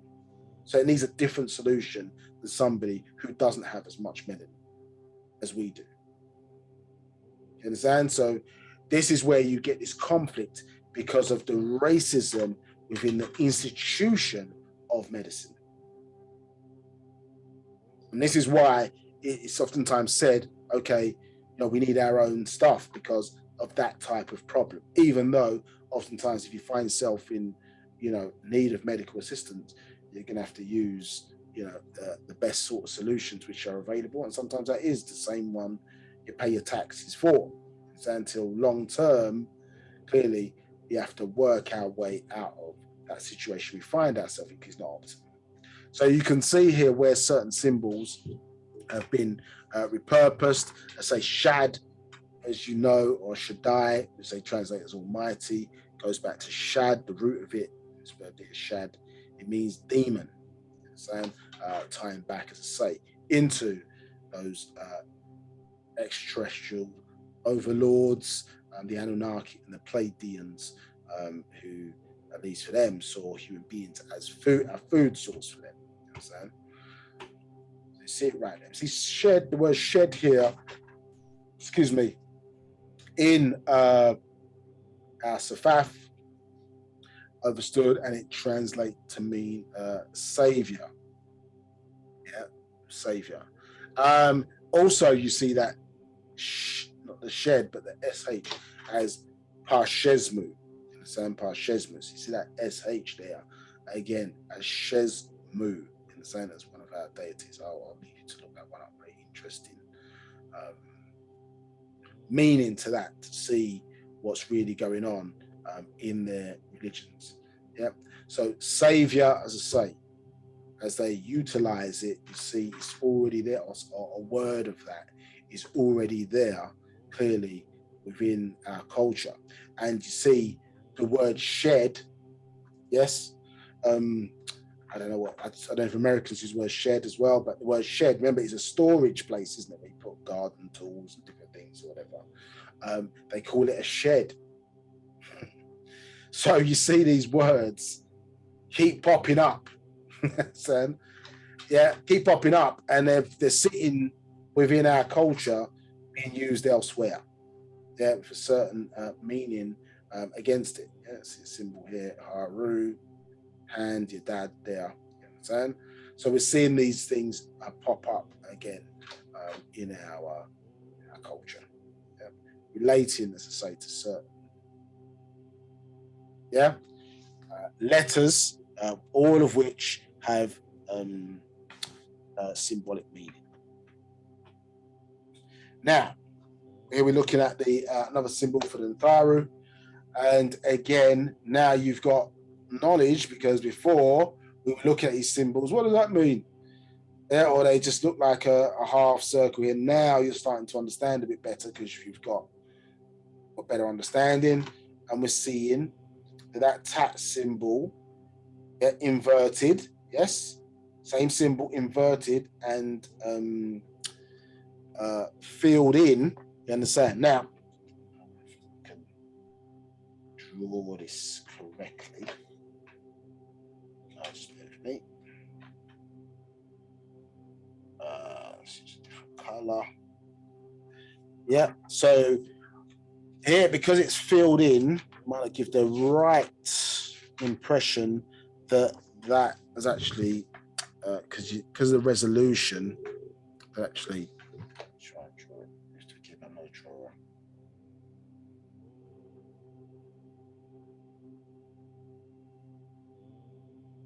Yeah, so actually, it's more like a hashed symbol than it is filled solidly, if that makes sense, because it's more like a basket, yeah, as opposed to or the word in the Bab is a basket.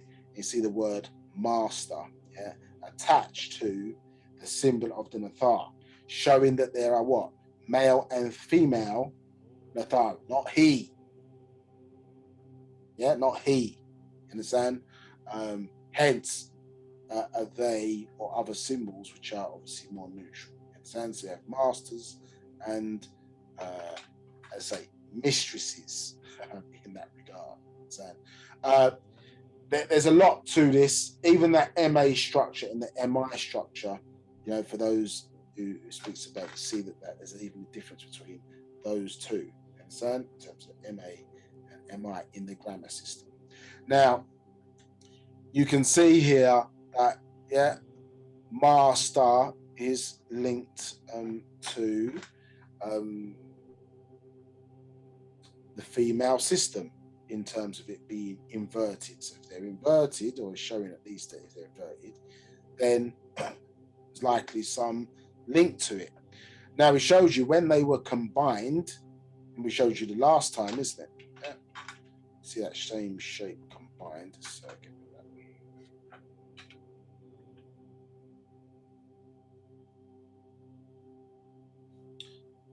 we're seeing when they were combined,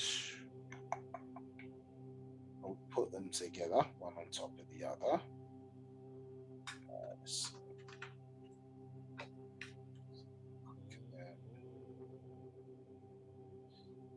Saw them as that symbol, isn't it? The placenta. So not necessarily with the lines across, but see them combined there. We get the full circle. Yeah.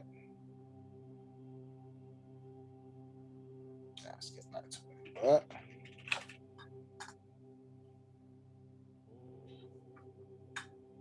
So we see them combined. So this So that master, excuse me, yes, even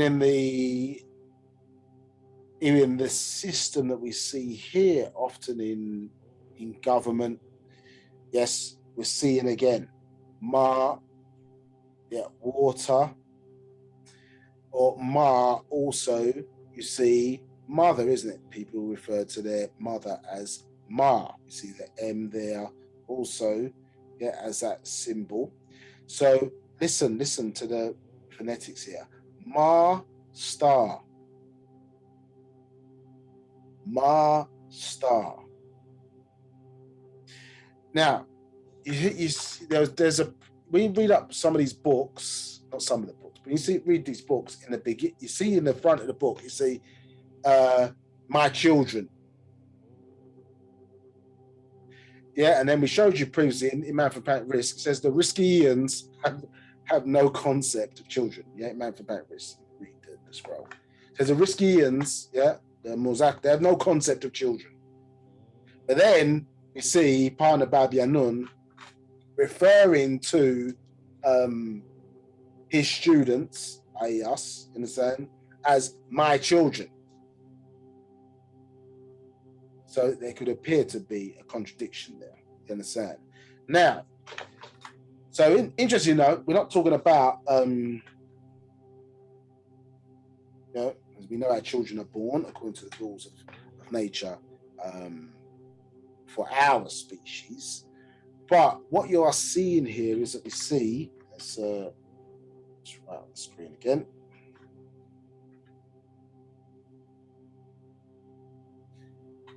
But we see master, yeah, so the mother ship, and then we see mini star. Oh, let's do that. Can you see that? Yeah. So master, and then we get mini stars. Now, as we've shown you before, because even there, you see it's not their God or whatever as they call it, it's not a singular. It's in Psalms 82, yes, you see that, understand? Because you get El, and then you get Elo, El, you get Els, or God judgeth amongst the gods. You get El and Elohim used in the same chapter, understand? Yeah.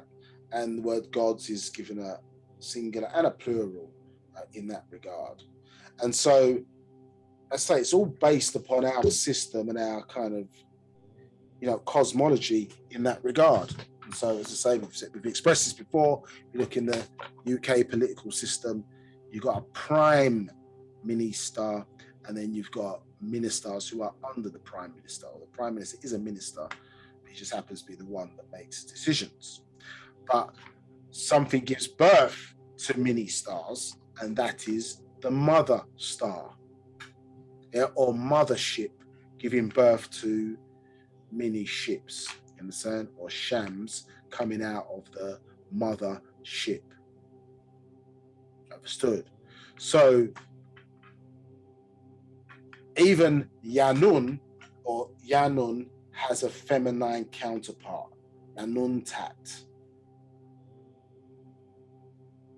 Yes, so even here, when you're saying or thinking one, even this is counterparts in that regard. Understood? So we're getting a better understanding of what we're looking at. You understand? Because it's all in correlation with nature's system.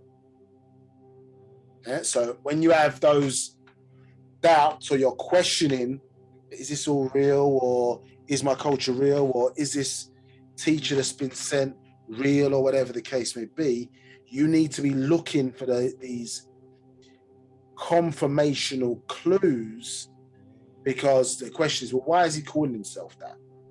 Well, why is he using that title? Because we're programmed to go against the same as us. We're programmed to go against like. until we use the power of love to override the natural rules, isn't it? As we expressed before, love overrides the natural rules. The male and female sexual process is at war with each other, but the power of love, in saying, forces the mother to build the amniotic sac to protect her child from her own immune system, and the baby's born in healthy. The two come together and nurture, you understand, this child, male doing what he's got to do, but obviously the mother is there as the food source, amongst other things, to care for that child until they are of age to be able to take care of themselves. So this is, we're seeing, as I say, this system, and we need to sort of look a bit deeper and understand what's going on by understanding who we are, who your mother is, who your M other is, who your F ether father is, and how it's all structured together. So all of these answers were, of course, they were already always there, sitting in front of us. The very answer to the mysteries and secrets of the universe was, of course, by looking in the mirror, of course, by looking at our parents. We didn't respect it. We were taught not to respect it. Yeah, hence the spell of religion. Look over there. Look to a minister of a certain type of religion. Look to that religious book of an alternative religion where the deities and the gods, etc., look nothing like us. Yeah, the mythology is mythology as they have it. It's not my story in terms of my understanding of where it came from. Yeah, or my ontology in terms of mythology. So, yeah, so you're seeing these little patterns of things, and so you're getting some understanding. Okay, oh, whoa, okay, that means master, that means female, that means feminine, and how these symbols hang together and what they mean. And, but as I say, 3 flags, we also understanding the Natharu, when we perceive them, at least in our mind's eye, they are sons that we see out there, the many millions of them, billions of them. Now, here we see, let's just write that out. So, any questions?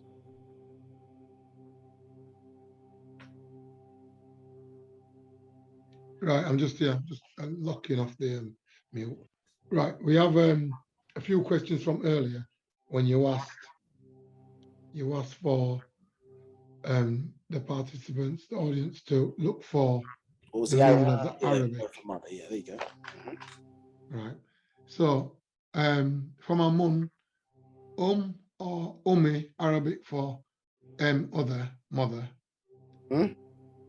That's from Amun. That's what he stated in the chat. Yep. And Dermot has asked the question, is the Swahili language mixed with Arabic?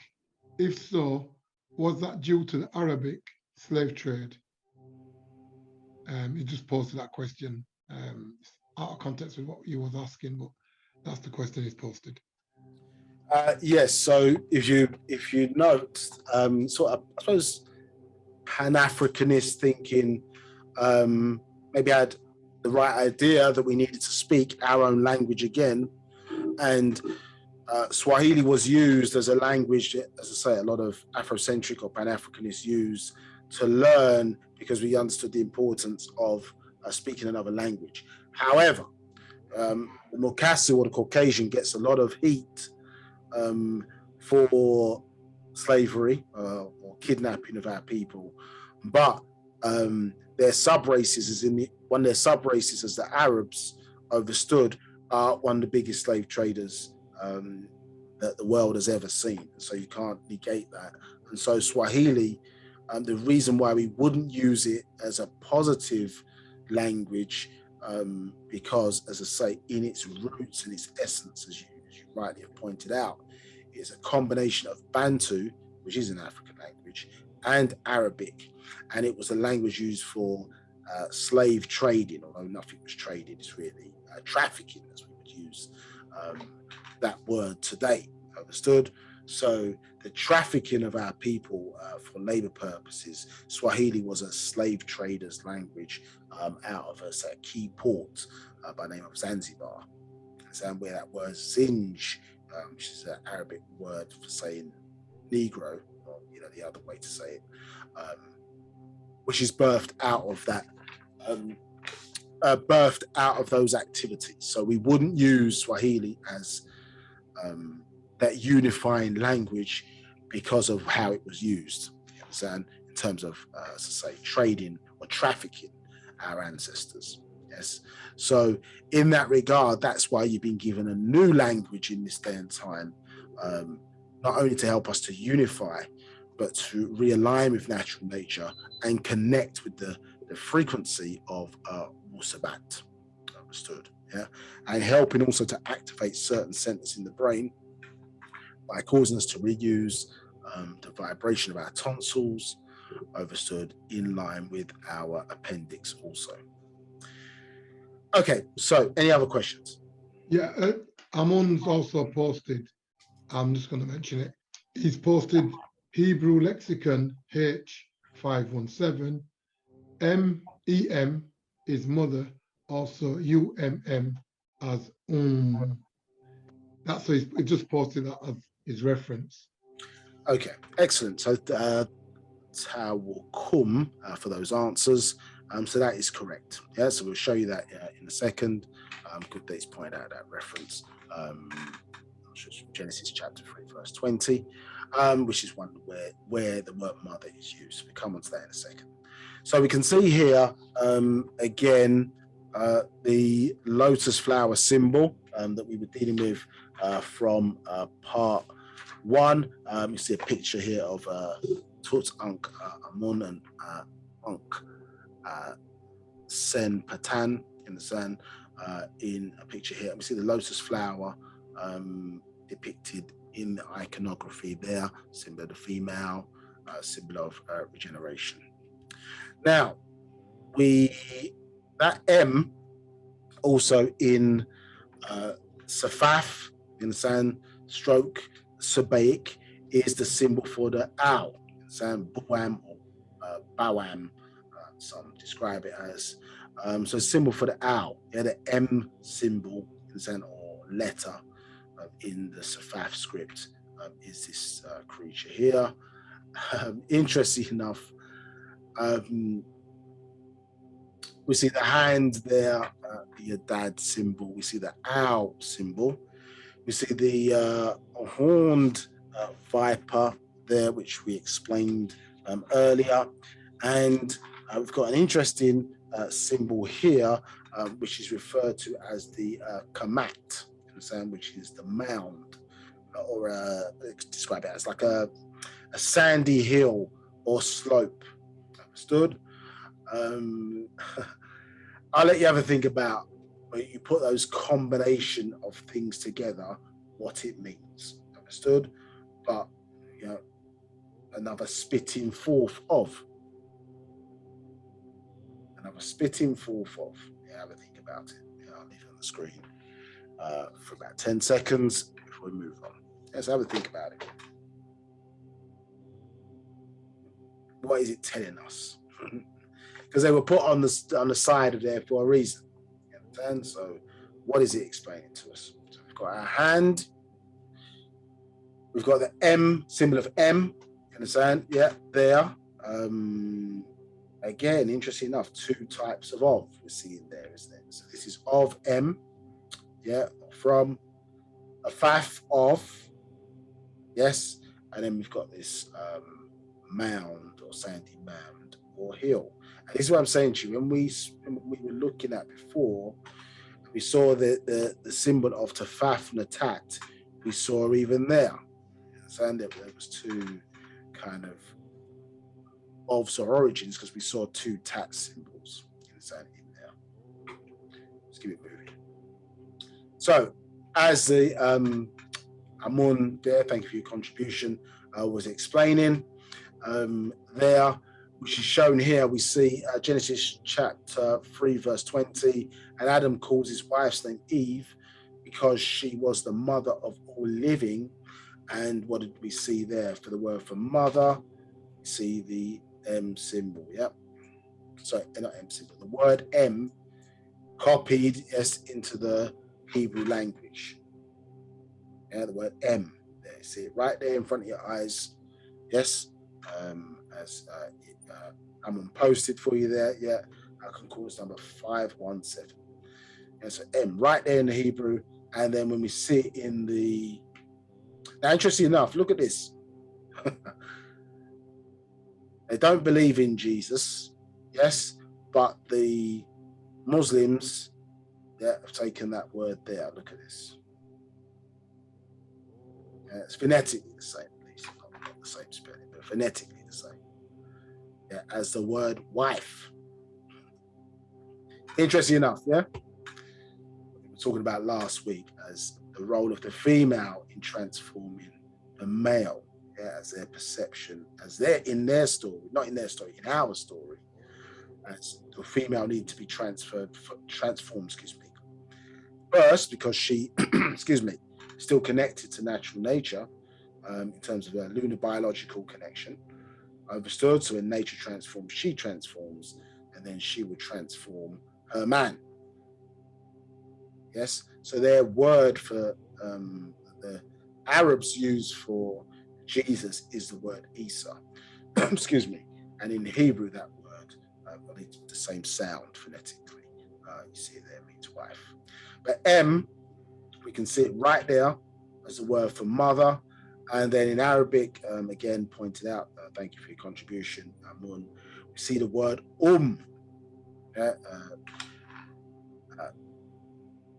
Quran 58, verse 2, you understand? Yeah, so Surah 58 there. We see, look, the word mother here and here as That's it there, Or what do we say? We say I do it all the time. It's a bad habit. You understand? But you see yeah, mother. What does that type? What we say when we say or we do those fillers. Yeah, we are saying Yeah, time back into mother. Listen again. Mun. Nun. Tum. Yeah, mun.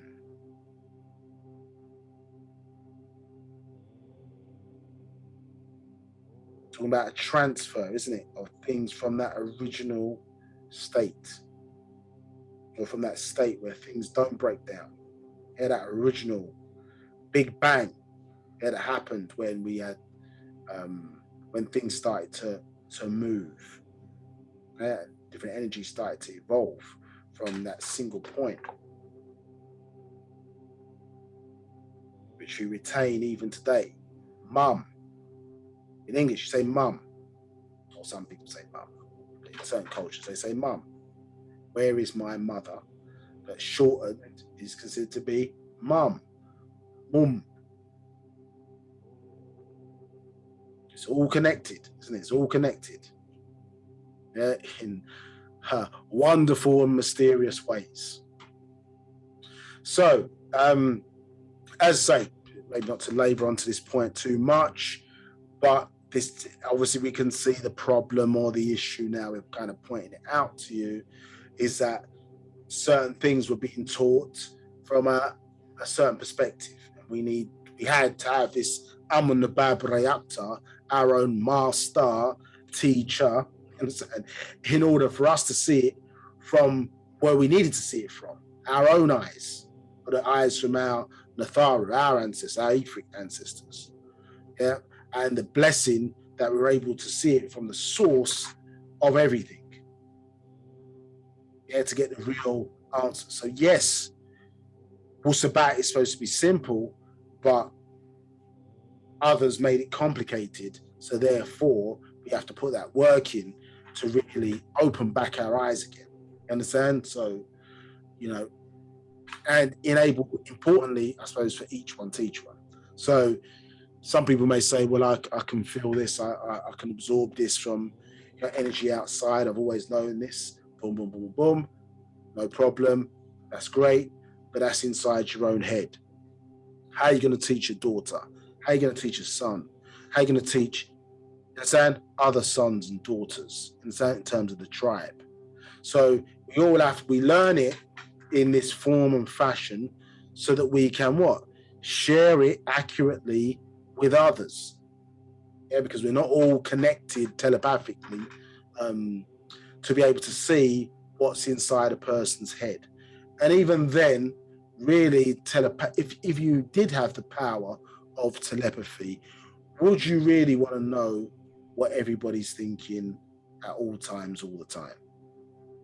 Think carefully about having that power.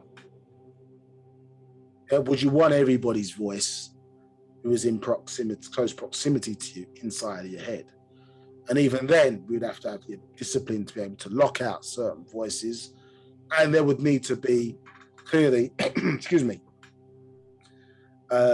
such a level of truth and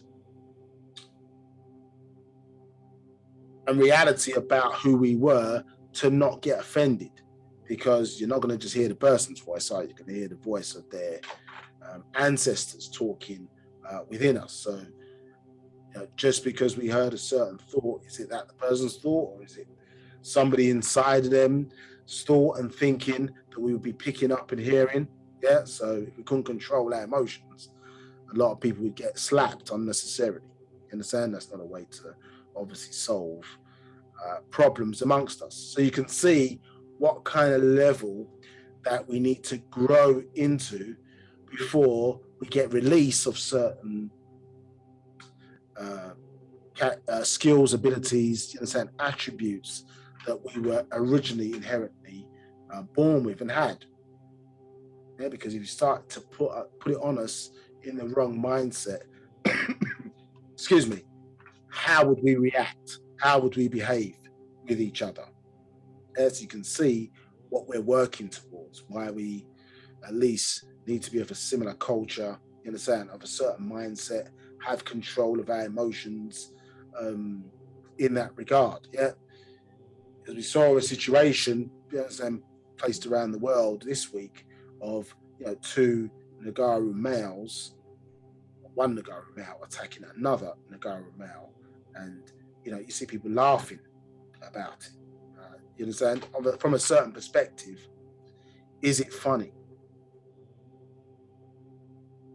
From a certain, there's a lot of justification. Remember, Amun Hotep, son of Harpu, or Amun Hatap, son of Harpu, said self-justification is worse than the original offense. Yeah, self-justification is worse than the original offense or the original sin.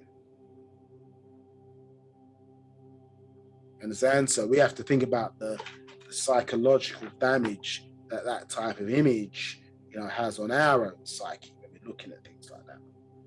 And if we can't fix it, sometimes we then justify, well, that's just what it is, or making excuses for why that should be allowed to operate in that regard.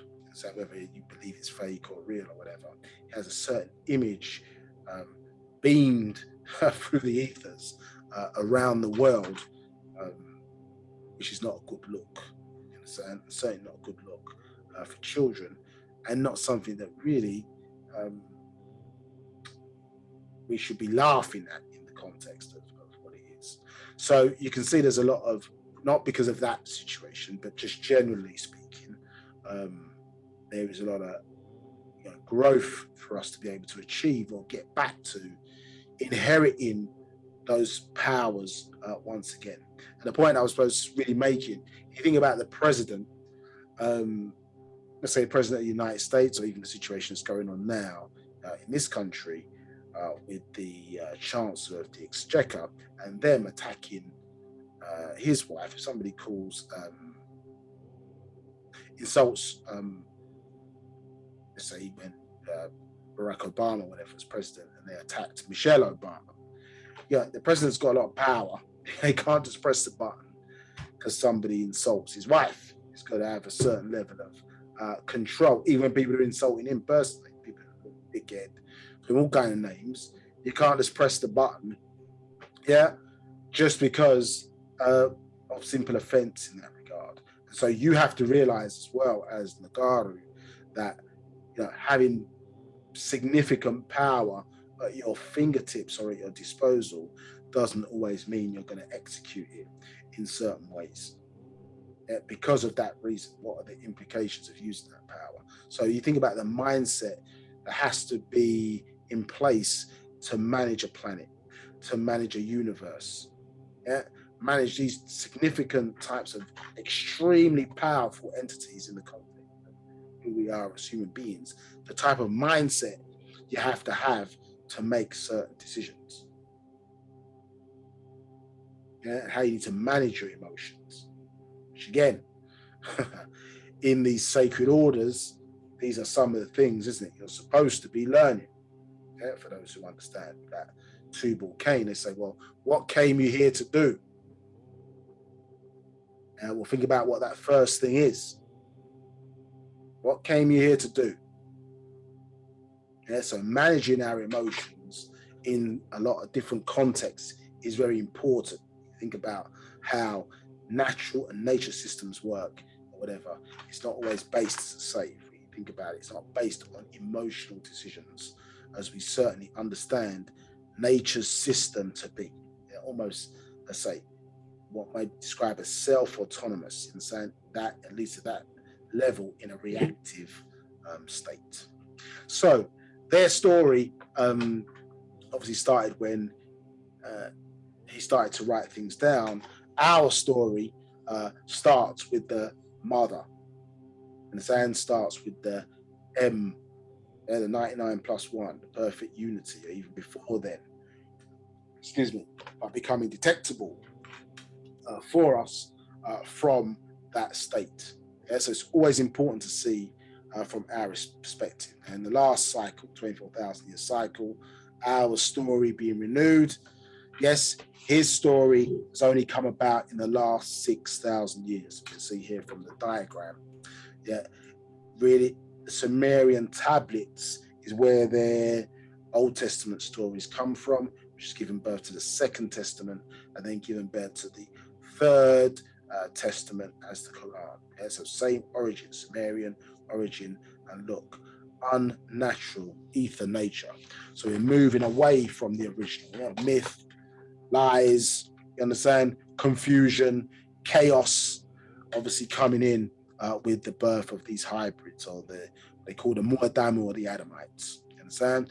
And then all the way down, you see, to the opening of the seventh seal, and then before the coming in of the new cycle and the new or next 24,000 year cycle, that a methodology was needed to remove the damage caused by the religious teachings. And it's so far away, as you can see, from the original.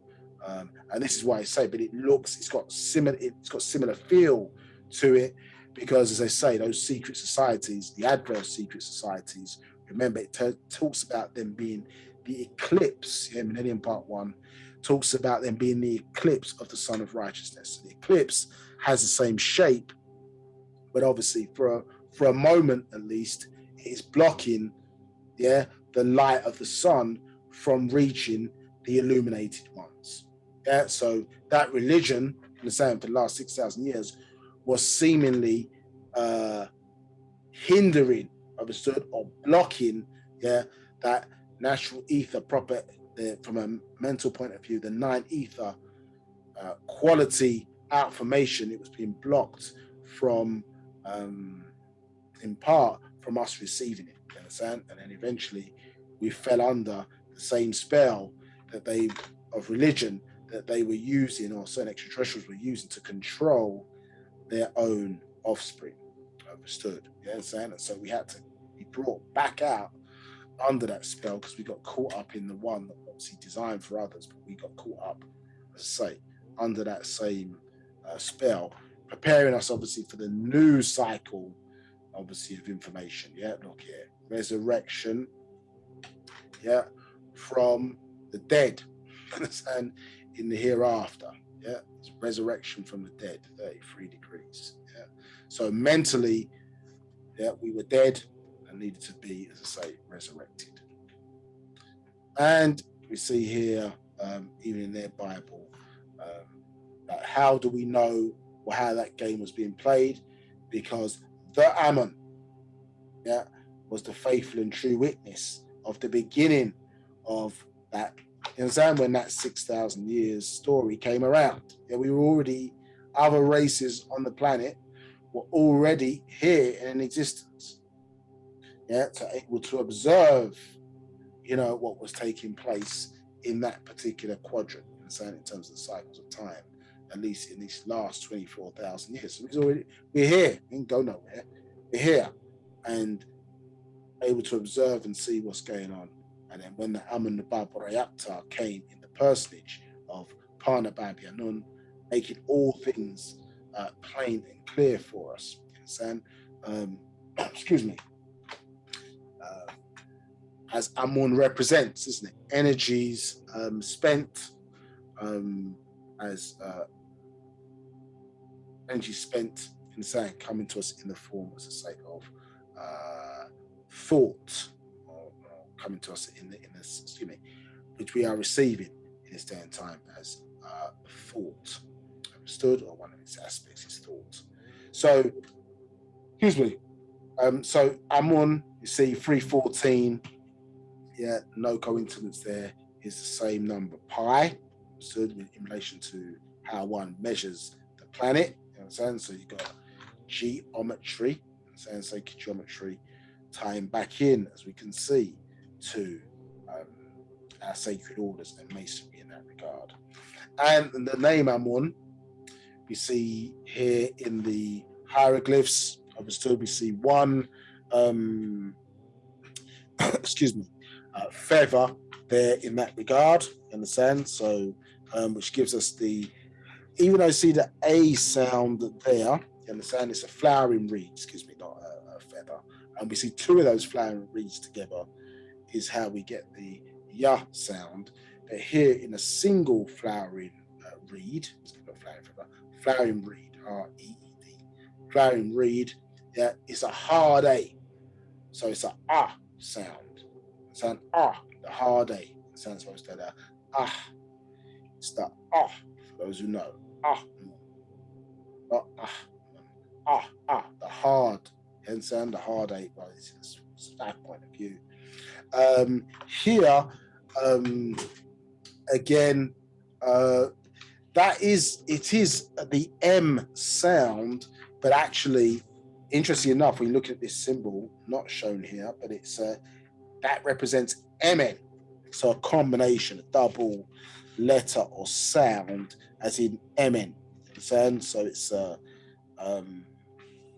interesting enough, a game in ancient Tamaray or ancient Egypt. You see this little board here, and this is why, again, you see certain things we're looking at, understood, and it doesn't, it's not always what it appears to be.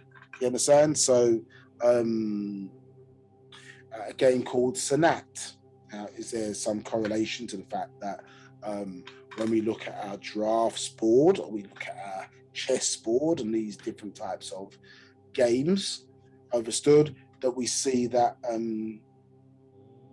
there's a similar design in the name of one of your ancestors, and the fact that we play chess, we might play drafts or checkers, as some call it in other parts of the world, that we use it to pass the time, which is what this symbol means as sanat, passing the time. So it means you get an MN sound there, and then the N, naturally occur in water. Again, excuse me, delivery mechanism. You understand? Delivery mechanism there.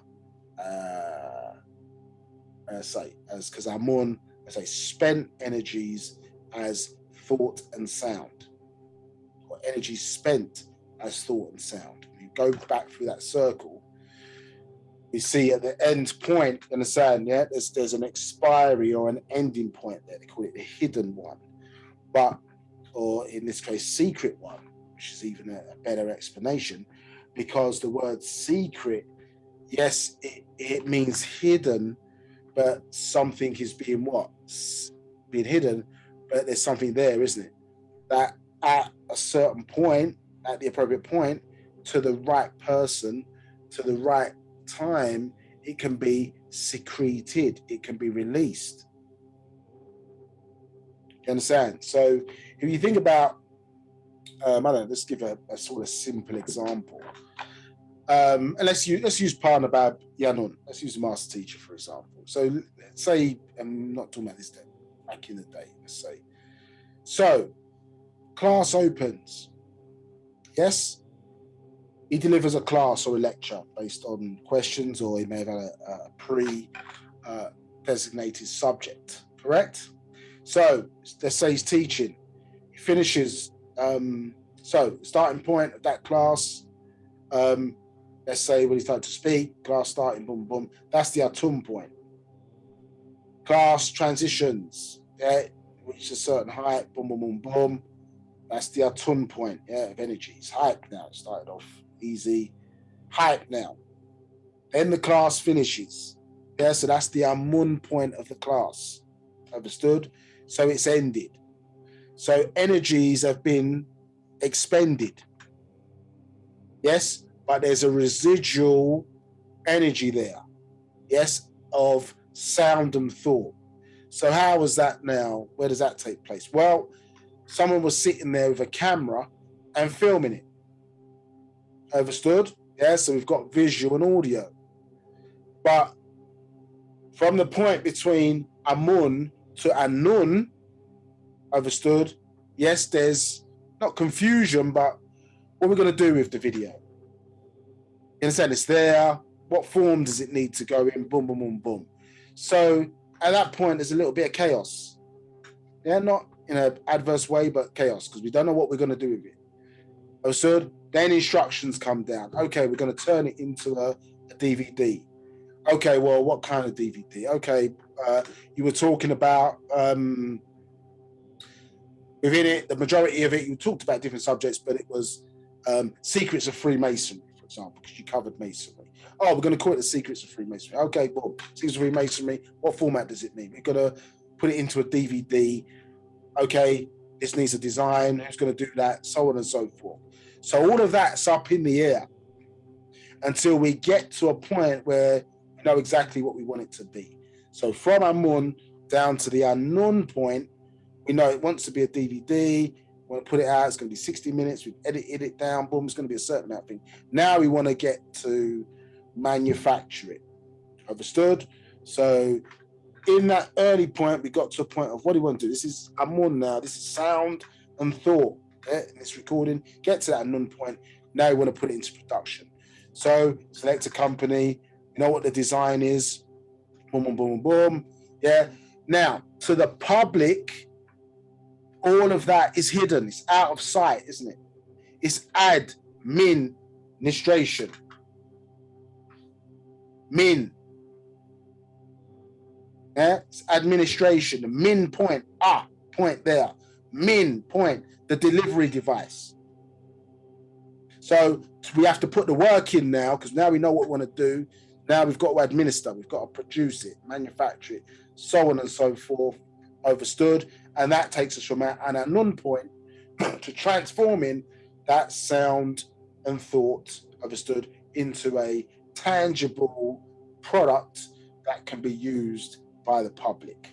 And so we go back around now from the Anun point to the Atun point, where we birth the Secrets of Freemasonry DVD there that the public can now buy. Understood? So you can see in our story, yeah, that everything kind of works in this vein, yeah, at least on this plane, and how those 4 points, understood, are really important to us, and how we were cut off from that 4th point, trapped in person, place, and things, which is free, triad point, And then the fourth point was the mind or the mental. We were cut off from our true mind or thinking, you understand, from our perception, understood, our thinking, our own mind, understood, which is not somebody else's mind, but ours, as Nagar Nada was children of the Natharu, understood. So you can see the power of Amun, understand, which again is linked to Min, yes, as the delivery device or mechanism, Min, understand, which also, remember, the Arabic word Min is the word from. There's that word from. Yeah, tying again, understand, into the owl, which is the M sound. You see the word manam or penis in Sabaic, again, a delivery device. So you see your M point in there. So, understand? And then, look, you need a mechanism for the min, understand, or even that sperm to travel. So we see, what do we see? We see water is required as a liquid form, understand? White blood, understand, in that regard. So when we start looking at the symbols, we can see, hey, this makes, or what we're getting to understand, these symbols start to make a lot more sense. And have we been learning them? Yes, they've been in the books. But have we been paying enough attention? Have we really been scrutinizing? So on and so forth. And this is one of the reasons why the freedom of the master teacher back amongst us in our presence is so important, because the need to start unlocking these codes, yeah, to make it all make sense to us, yeah, having understanding, having respect for it, treating it as sacred. Not, yeah, I know this, and then running up and teaching the world to get props or clout, understood, to get popularity. Yeah, all these things in terms of our ego have to be managed.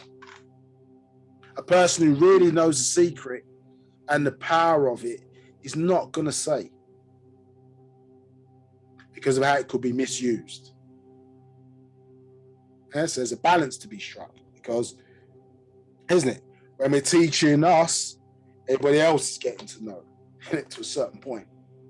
Hence why, you know, we have to have that at least discipline, even in the chaos of what we're doing, to learn our language again.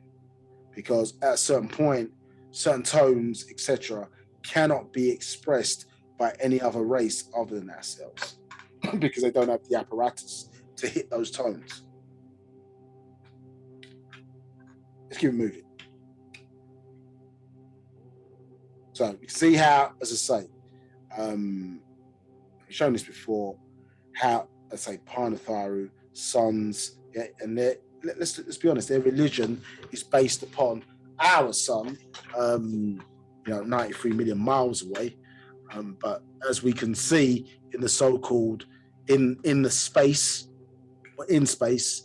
that the sun has bigger brothers and sisters, you understand, or brothers and sisters out there, understood? So this is our Nathar, let's say, tremendous in size, absolutely tremendous in size, yeah, in terms of what our perception, and the sun's a big entity, at least to us anyway, say. Planet Earth fits in there 1.2 million times. 1.2 million. Figure that out. 1.2 million Earths inside of our sun. And look at our sun in comparison to what they call Betelgeuse, for example, in the Orion star constellation. Yeah, one of our star constellations. Yeah. So, and this is nothing. Not it's nothing. It is something. Let's say it differently. This is something compared to nothing. Now, in English, we'd usually say it the other way around, wouldn't we? So this is nothing compared to. This is nothing compared to whatever, to denote that something is very powerful. This is nothing compared to this. But what we're saying here, we're changing it around. This something in comparison to nothing is not even a comparison. How much space, or the world of things, yeah, which accounts for 90% of all existence, as opposed to these very powerful entities that only make up 10% of that which is visible. Yeah. So, don't really need to go into this too tough, but what you're seeing here is that at the end of the cycle, yes, because in these blocks of 6,000 years, that in their calculation or calendar, remember we talked about that, the 13th hour, which was in their biblical story, yeah, it was 7 times 7 days of creation, or 7 times 7,000 years, which equals 49. And so the last 7, yeah, which the Mukasu came along in the last 6,000 years, so that last period of 7,000 years, the 7th day is the first, so the 7,000 year, the 6 into the 7,000 year, that's that last 1,000 year is the first 1,000 years of the new cycle, you understand, or the next 24,000 year cycle, understood? Yeah, in this new world. So those 24,000 years, to us, it symbolizes, well, each of the 6,000 years within the 24,000 year cycle, they symbolize new worlds. And so I suppose this is where they got their, excuse me, their idea of eras from. You know, they're talking about end of the world. Yeah, it's not end of the world in terms of the physical planet, but it's more describing the end of an era. It's an era of domination or dominance, overstood. Understand, in that regard. Yeah. So it's a new season. Understand, in that regard, in that higher level. Okay, yeah. We showed this earlier. Or we showed you when we were showing about the Natharu and the fact that you can have female and male Natharu. So even in that, we're seeing that tat symbol being used. And here, an extract from a reading from Time shows you, say, the counterpart of Yaanuwn tat. You understand? Before we see Yaanuwn, yes, as the visible creation. Let's read this. It says, and the planet Earth is 24 miles in circumference at the equator, blackness to black matter of black energy within this one universe. This immense point in space and time, here exists Yaanuwn tat, the invisible, and Yaanuwn, the visible. The creators grew miraculous rules of action and reaction to birth and grow worlds within and without worlds, the cosmos. The entire cosmos forms omni adverse with nun, where ether meets hydrogen. The extremity of nothing becoming something, or nothing became something within the 4 directional cardinal points of existence, expanding from one point in space as a spark of time, which became the past, present, and future on then, now, and then prior to this existence as things. Yeah, so this is what we've been seeking to explain in roundabout ways of that differentiation. Do you understand? And how it's going to replicate itself in points of existence well before we arrive at where we're looking at now from the physical material world versus the one that we are transitioning into. And even that type of duality exists within us and where we're growing into, isn't it? As the 360 esoteric and the 360 physical, you understand, in that regard. So we're being taught by Yaanuwn, you understand, as the visible, understood, but reasoning says that, say, a visible creation must have a visible creator, but then that creator exists. And so in order to exist, there has to be existence of things growing from this world of things into some things. So Yaanuwn tat, so Yaanuwn has a feminine equivalent, as we have it there, as Yaanuwn, at this meeting point of these 2 actions. We've got to learn and delve more into, understand, about, excuse me, absolute matter and absolute space.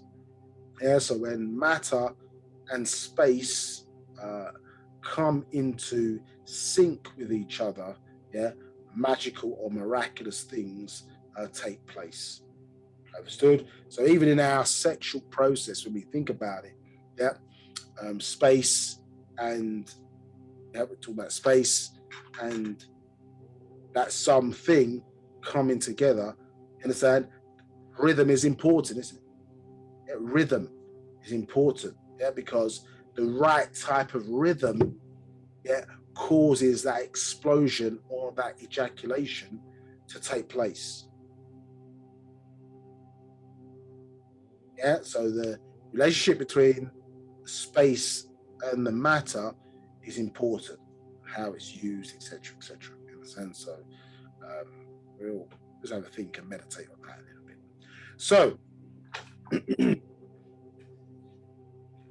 so we're seeing here some other. We were going through this just to give you a feel, really, I suppose, of these different safaf. Understand? Which other existence is introducing to us to have understanding about the M, Parsa Shan, the thousand, and its relationship to us. So interestingly, again, here we see again combinations of these symbols and what they mean. So we see here the new bowl, and we see the tat symbol. So you put them together, nut or nutat, nuntat, or nutat, newts, brain ether, yeah, brain etheric seeds there, which again we're going to cover in a bit. Very important to who we are and why we are. And you see above the symbol for the sky. Yeah, so from above, or really outformation, understood.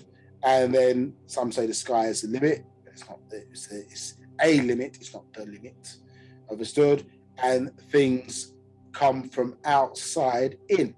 Yeah, that affect the way which physical things are formed. Yeah, so out formation coming into us as information. We've got outformational ancestors as it relates to us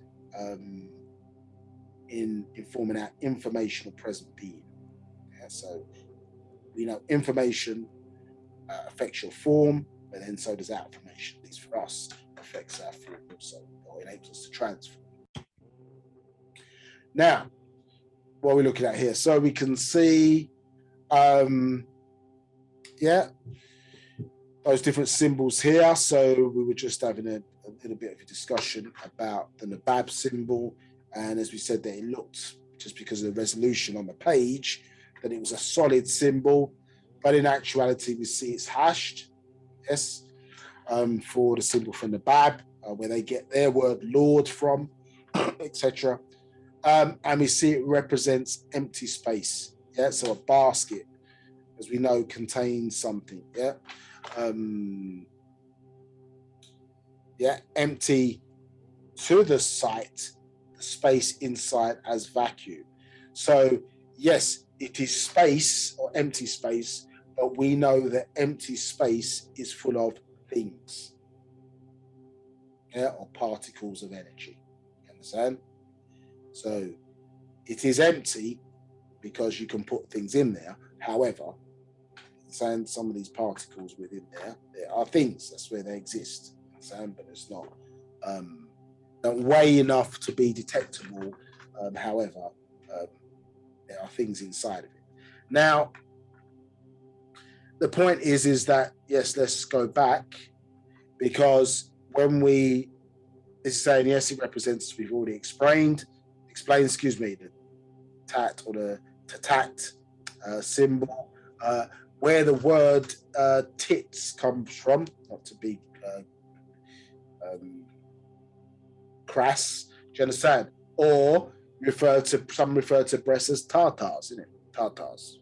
Yeah? Tits from the word tet or tat. Yeah, which you showed you. You put two of these alongside each other.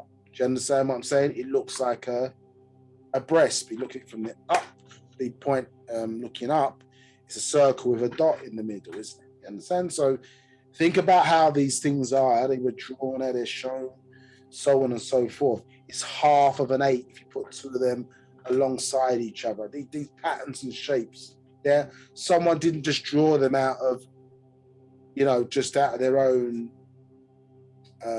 imagination, so to speak.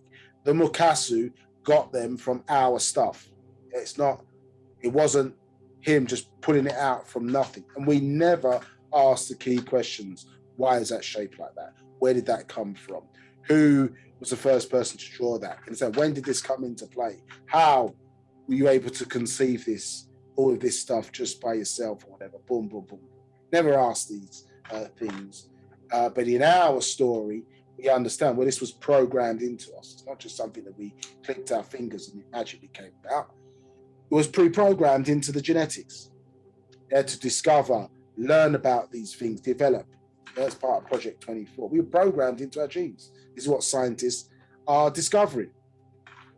There's programming in that DNA. And who we are allows us to connect into a reservoir of outformation, understood, which we draw down into us in the form of information, which has all the answers within existence. You understand? So we were informed, or outformed to be informed, and just magically come up with things. Doesn't mean we had all the answers, because part of growing is part of our learning, isn't it? Yeah, and developing. And so hence they set the race certain 24 tasks for us to master or achieve within this cycle. Is that showing not only that we're worthy, I suppose, to be connected with them, but to develop our skills inside in the appropriate setting. Now, you combine the two of these together, which we showed earlier, we get the placenta, understand, or called the khalas there of that symbol. Do you understand? So these things that you're seeing in and around us, and the circle, we'll get onto that in the next part, but the circle itself is one of the favorite forms of the Nataru. You understand? Because of its simplicity, this 360 shape here in degrees, and as we see it there, with these horizontal lines across. And so all, connected in that regard, and tying back into the thought. Now, this other symbol here, this fourth one that we're seeing that same placenta there, and then, as you can see from the description there, with the tail of a sperm coming out of it. And look, if you look closely enough, and we step into it, isn't it? We see that symbol. Let's go back a bit, it's a bit blurry. But this is our placenta symbol there. And we were in that previous verse that we were reading about time, it talked about those 4 cardinal points moving in the 4 directions, isn't it? Yes? When Yaanuwn and Yaanuwn Tat met. So, let me see, there's a sperm coming out of it. Now, you think about some of the symbolism around this, of a person, for example. Because if you use your imagination, you can see a person wearing a chain around their neck with a cross at the end of it. That looks like what we're looking at here. Yeah, now we know that their cross symbol, in actuality, is the top of a sword. Yeah, because they spread their religion by way of violence, by way of the sword. Yeah, so the cross obviously being a symbol of death, as in the so-called crucifixion. But in reality, for them, in their story, if you look at the top of a sword, the old school kind of medieval sword you see in the movies, whatever, but it's before medieval. At the top of the sword, the handle and the bit that goes across, that is their cross, which ties into their cross religion, a symbol of death. When we look at going back to the original, we're seeing our own cross here, and this kind of thing where a person puts this cross around their neck, you are seeing here actually looks like this spark of existence, excuse me, symbol here, which to us represents the synapse, Yeah, so in neurotransmission, yeah, we form synaptic pathways, isn't it, for new thoughts, activities, ideas, so on and so forth. And so this represents the symbol spark of existence of life, represents the synapse, which you want to delve into in some detail to understand what exactly it is we're talking about and why it is important. Remember, as we were discussing last week, about in the sexual process, where the science of sex, yes, is maximum impact or pleasure with the least adverse results, and why it's important, I suppose, because of the way religion had downplayed female sexual pleasure, why it's important for females to experience orgasm, because part of the process of the melting down, which we're going to read out in a bit, or delve into in a bit, of what we saw previously, yeah, of these nuts, understand, or brain etheric seeds here, and how they melt down into a soup. Yes, that feeling of the synapse affecting the nervous system or exciting the nervous system is what we feel when we experience an orgasm. You understand? So this is some of the keys really of us understanding what we're speaking about here, what is taking place in the darkness, what came before our perception of the physical, better understanding who we are. So this symbol here represents, to say, synapse, or what they call today synapse. Again, showing that we knew what was going on, how it was all put together. There was understanding into an understanding there by our ancestors. Do you understand? Or at least to the point where they were recording it, they knew these things. You understand? Now the Mukassar today seemingly being in control of the planet, or at least was up to 2000, control of things, appointing himself as the authority of this information.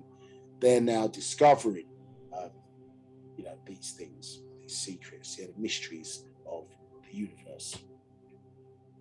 Any other questions? Yeah, we have a couple of questions. The first one from Hatshepsut is, why do Mukassar use the owl in witchcraft movies? Harry Potter comes to mind. Sorry, say that. Repeat that question for me, please. Right. Why do Mukassar use the owl in witchcraft movies? Harry Potter comes to mind. Okay. Well, excuse me. Remember, when you say witchcraft, interesting enough, we say witchcraft, but the craft, remember that they're using, or the power of that is nature, isn't it? So they understand where certain symbols come from, but what happens is it gets repurposed, and they retell those same stories in their way and using their symbols and their iconography, but they're really drawing upon the same source of power. Understood?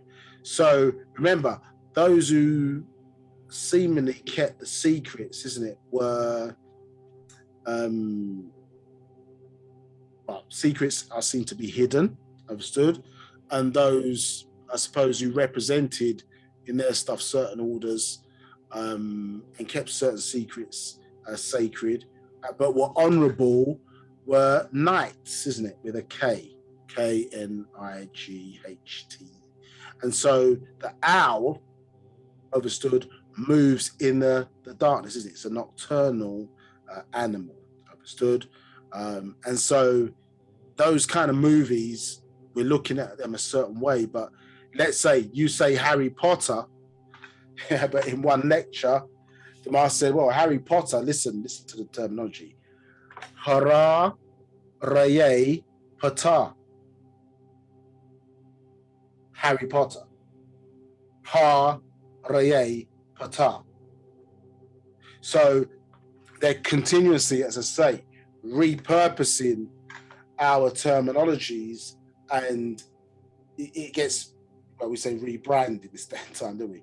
Rebrand or repurpose. And so you can't see the fact that actually they're just trying to steal, as I say, our energies, like the person living next door who is siphoning off their electricity from your meter. Do you understand? So you're paying for it, but they're getting the energy for free because they're siphoning it off your meter. And you may not notice, yeah, until somebody maybe points it out to you, or the utility company, i.e. Ba'h B'ah Yaanuwn, points it out to you and say, hey, and then you cut off the supply. Yeah, because you're now, hey, I recognize this, I'm not going to feed that force. Yeah, so that's the kind of brand. And the reason why it becomes attractive, because there's something in there. You understand? And it's called mysterious. Yeah, because there's something in there. There's something that you're drawn into, because yes, there's some of our stuff in there. And if you look at the story, I'm not going to go into the deepness of it, but it's a similar story, isn't it? And even that story, look into it in you read the story, if you remove all the kind of 6 free-ish stuff or whatever, not this, you could probably do that with Harry Potter. But the point is, yes, in fact, no, let me leave that. But he was saved by what in the movie? He was saved by his mother's love. That's what protected him. Do you understand? In the story, yes. And we just explained to you in the birthing process how the mother protects her son or daughter from its, daughter and son, if it comes from a man, understood, from its own immune system. Understand? So the same story is traveling around the world. We just got to see the things. The same story. Harry Potter is the same story as the Matrix. If you look at it, it's the same story. So if you overlay the kind of similarities. So they do it in a way, as I say, that draws people in. Understand? Certain symbols, it gives them power. The people is where the power in this is being derived from, because people are emotionally invested in these movies, etc., and that gives these symbols and things of that nature behind it power. And it's all designed to tap into nature, or force of nature, at least at a certain level. Any other questions? Right, we have a question from Judith. It could be viewed as a statement. Judith has posted, so things come about when ether meets hydrogen. This is going back to okay, no, things already exist. You understand? So the world of things, or things, already exist. Do you understand? Some things come about, which maybe I think the point you were trying to say, some things come about at the point of hydrogen. Yeah, because that's when they become detectable, i.e. visible. So you've got the world of things, you understand? Ether, understood. And then when it becomes detectable, we may consider it some things, because that's when we can weigh it, we can measure it, understand? And in certain contexts, we can see it. Yeah, so if you think about it, if maybe, I suppose if we equate it to the birth of a child, you understand? Yeah, the hidden portion, or is considered, at least in this society, maybe by the laws incorrectly, is considered a thing. Do you understand? A baby, yeah, through certain birth processes, is considered a thing. Yeah, because things don't really have value in this society. In our culture, it does have value, but in his culture, it doesn't have value, only up to a certain point. So it's considered a thing. I mean to say, it can be terminated. Understood? But really, the point now, because of modern technology, we can see what's taking place in the darkness now. If you take it back 100 years or whatever, you couldn't see what's taking place in the womb. So that world of things, understand, is only detectable when the shape of the woman starts to change, understood? But it becomes something, i.e., understand, something that can be weighed, it's considered to be, now you say born, at the point of born, that would then consider to be the world of some things, because you can see it now. It's been birthed out of the darkness now into the light, and now it's considered to be a person. You log its date of birth, you understand, etc., etc. And so now it's considered to be something and has some inherent rights and things of that nature.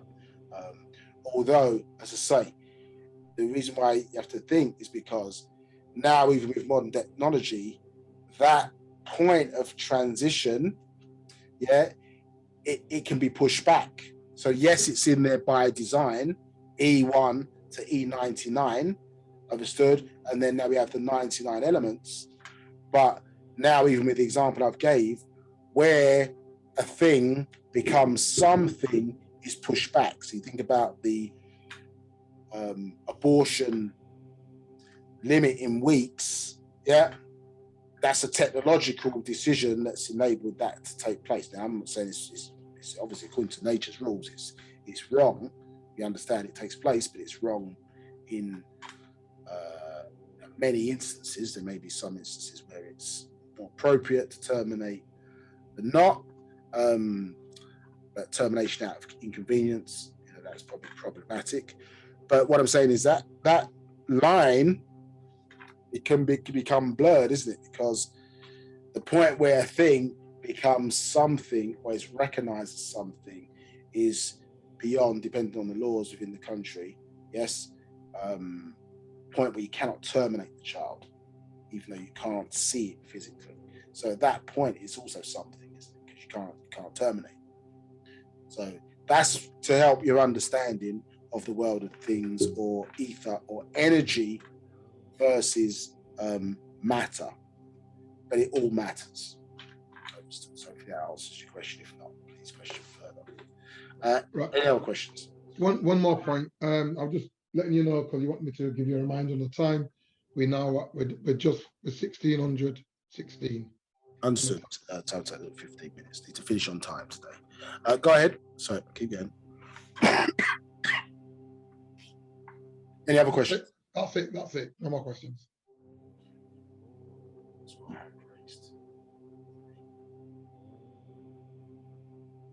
Did you hear me? I said there's no more questions.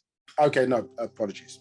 Right, so hopefully, Julie, if that makes sense, but if not, we are going into more, we're revisiting it even more again as well, just to understand that even better, because it's not an easy subject.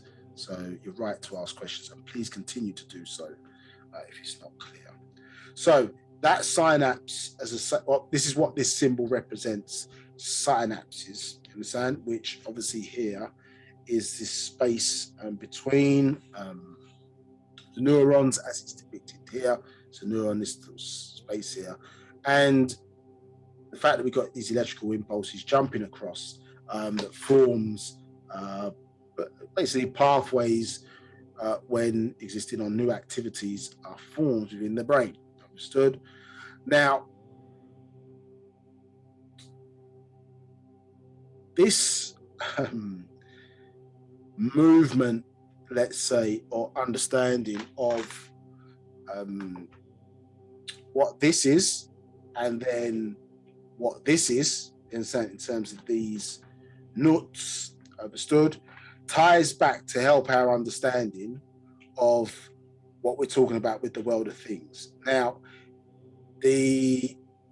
what's important is that, I remember a few years ago, let's pull out from there just for a second.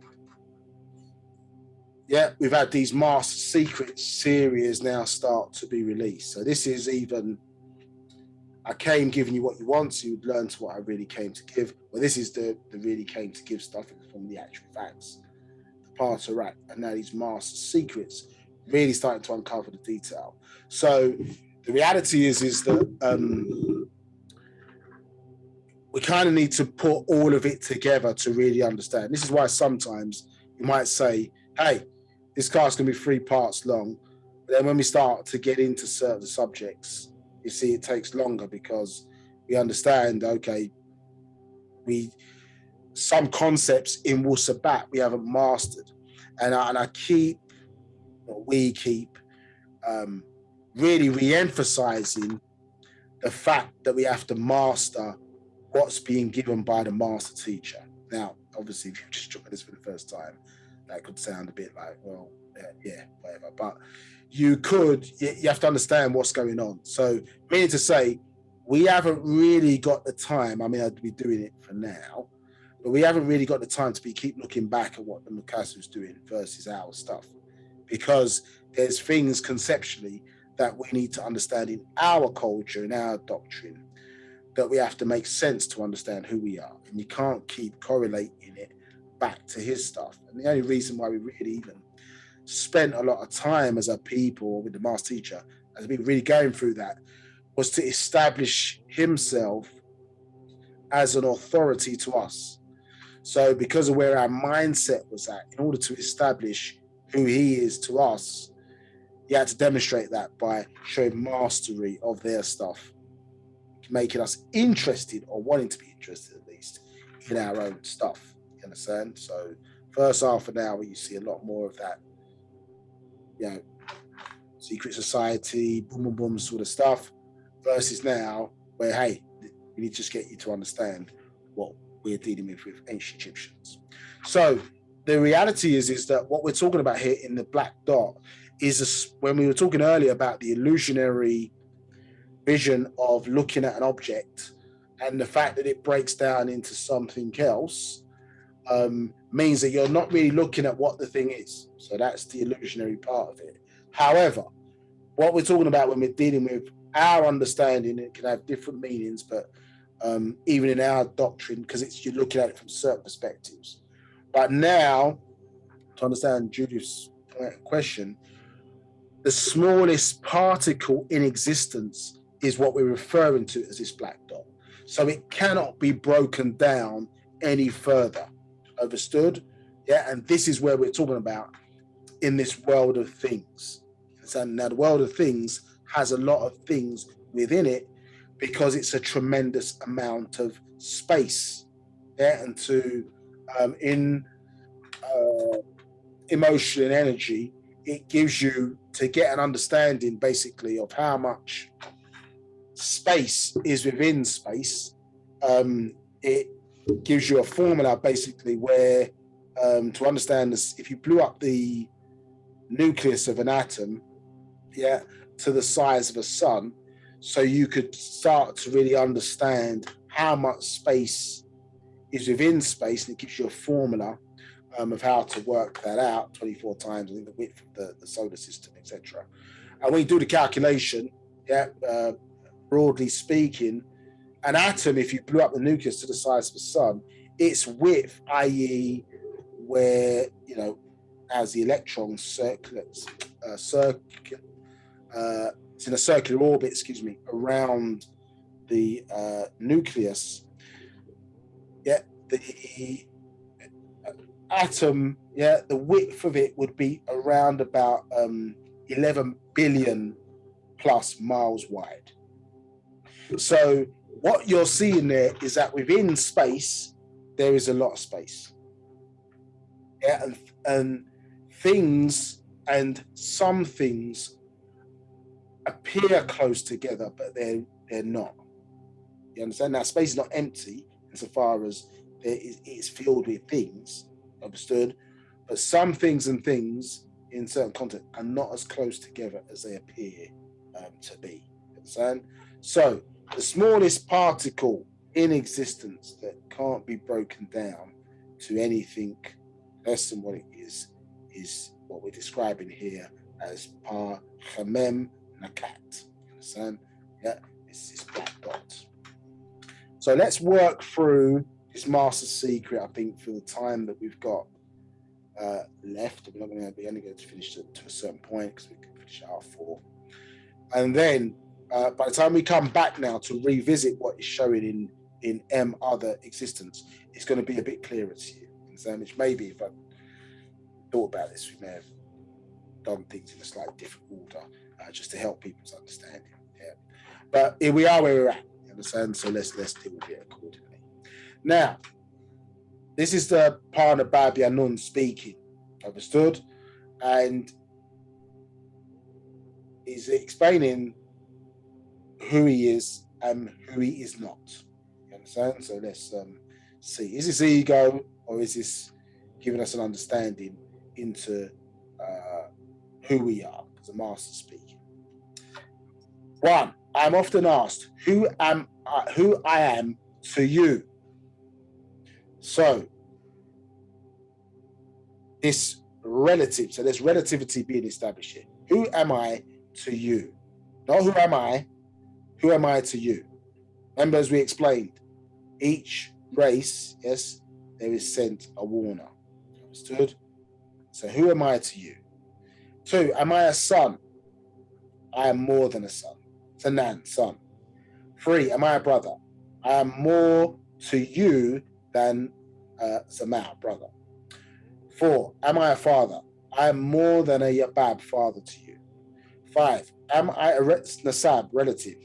I am more than just that, just related to you. 6, am I a friend? I am more than a Muzdak, friend to you. 7, am I a consort? I am more than a Hamat, consort to you. 8, am I a messenger? I am more than a Mublag, messenger. 9, am I a pharaoh?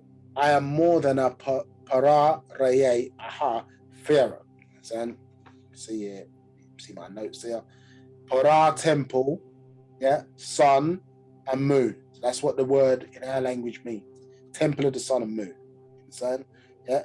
And look at that. When you look at the word person, yeah, revisit that again. Temple of the sun. Person, part, para.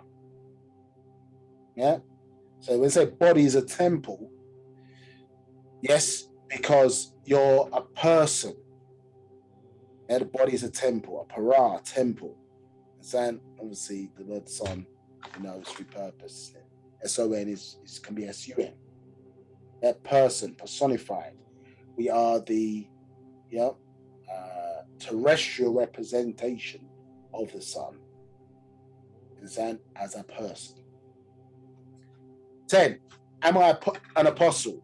I am more than a Rasal, apostle. Am I a prophet? I am more than a Nabi, prophet. Am I an angel? I am more than a Chabat, angel. Am I a reformer? I am more than a Mujdat, reformer. Am I one who guides? I am more than a Muhday, guide. Am I a warner? I am more than a Munthar, warner. Am I a teacher?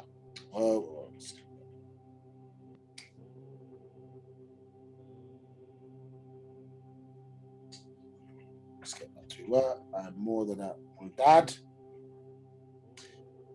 More than a Muldad, teacher. 17, am I a pastor? I am more than a pastor. 18, am I a Rabboni? I am more than a rabbi. 19, am I an imam? I am more than an imam. 20, am I a divan? I am more than a divan. 21, am I a grandmaster? I am more than a grandmaster. 22, am I a potentate? I am more than a potentate. 23, am I a doctor?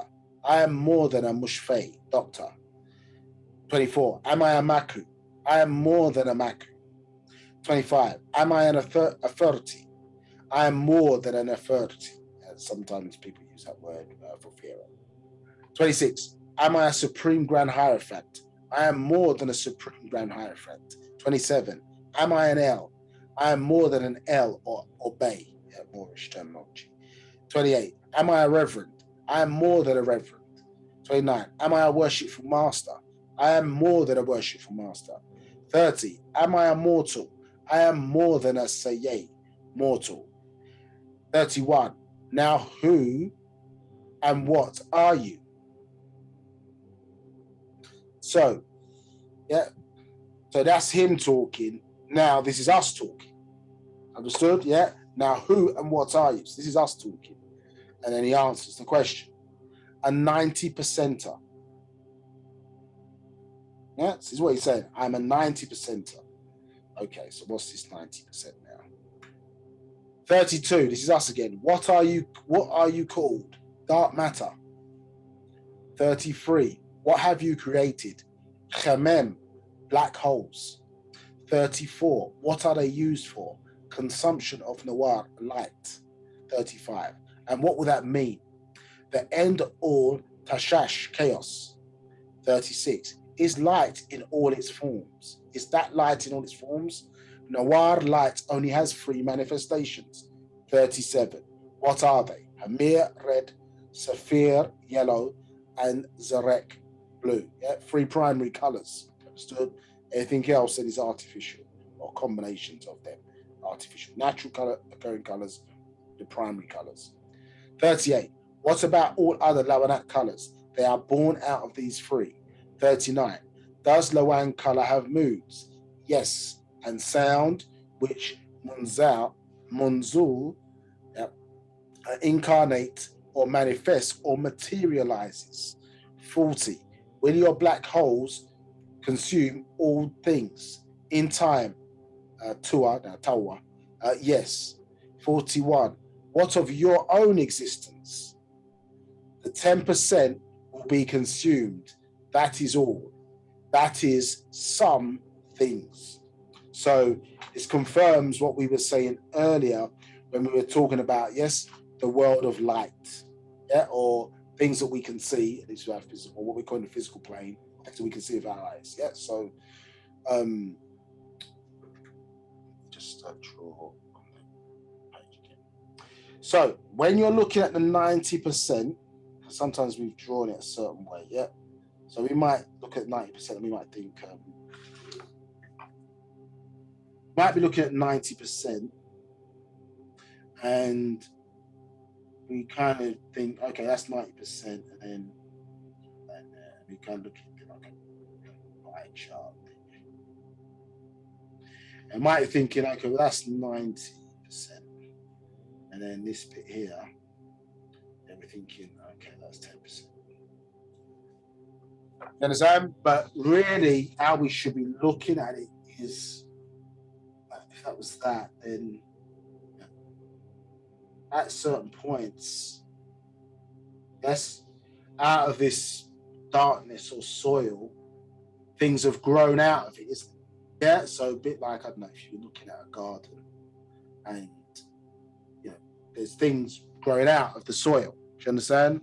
So it's still contained within this set, but you understand, they're not all in one section, they're dotted all over certain points within existence at a certain level. Do you understand? So more to see, yes, because this is taking place all over existence in different solar systems, galaxies, so on and so forth.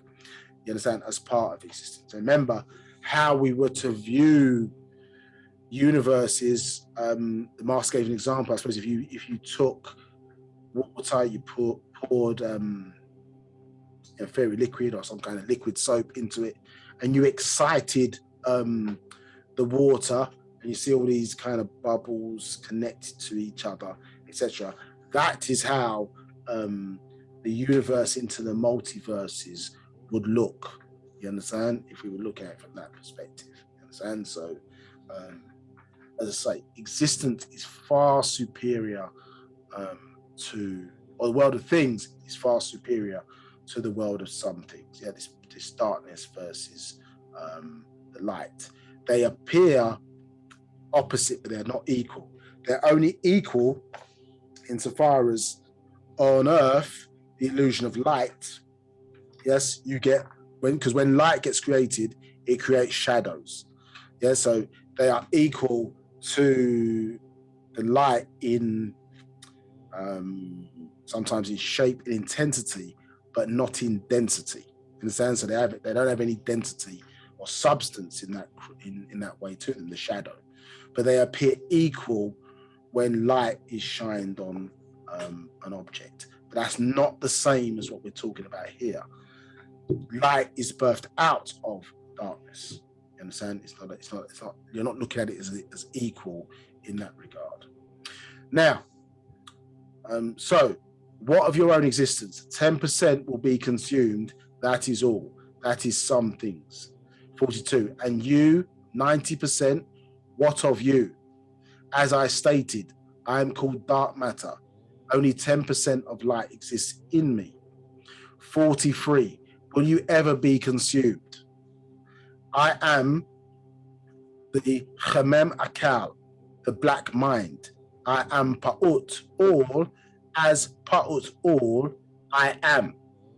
I exist only as you think in your mind of Kawan existence. Yet I am nothingness from which comes things. I can't be consumed as Pa'ut, all. Excuse me. So remember, black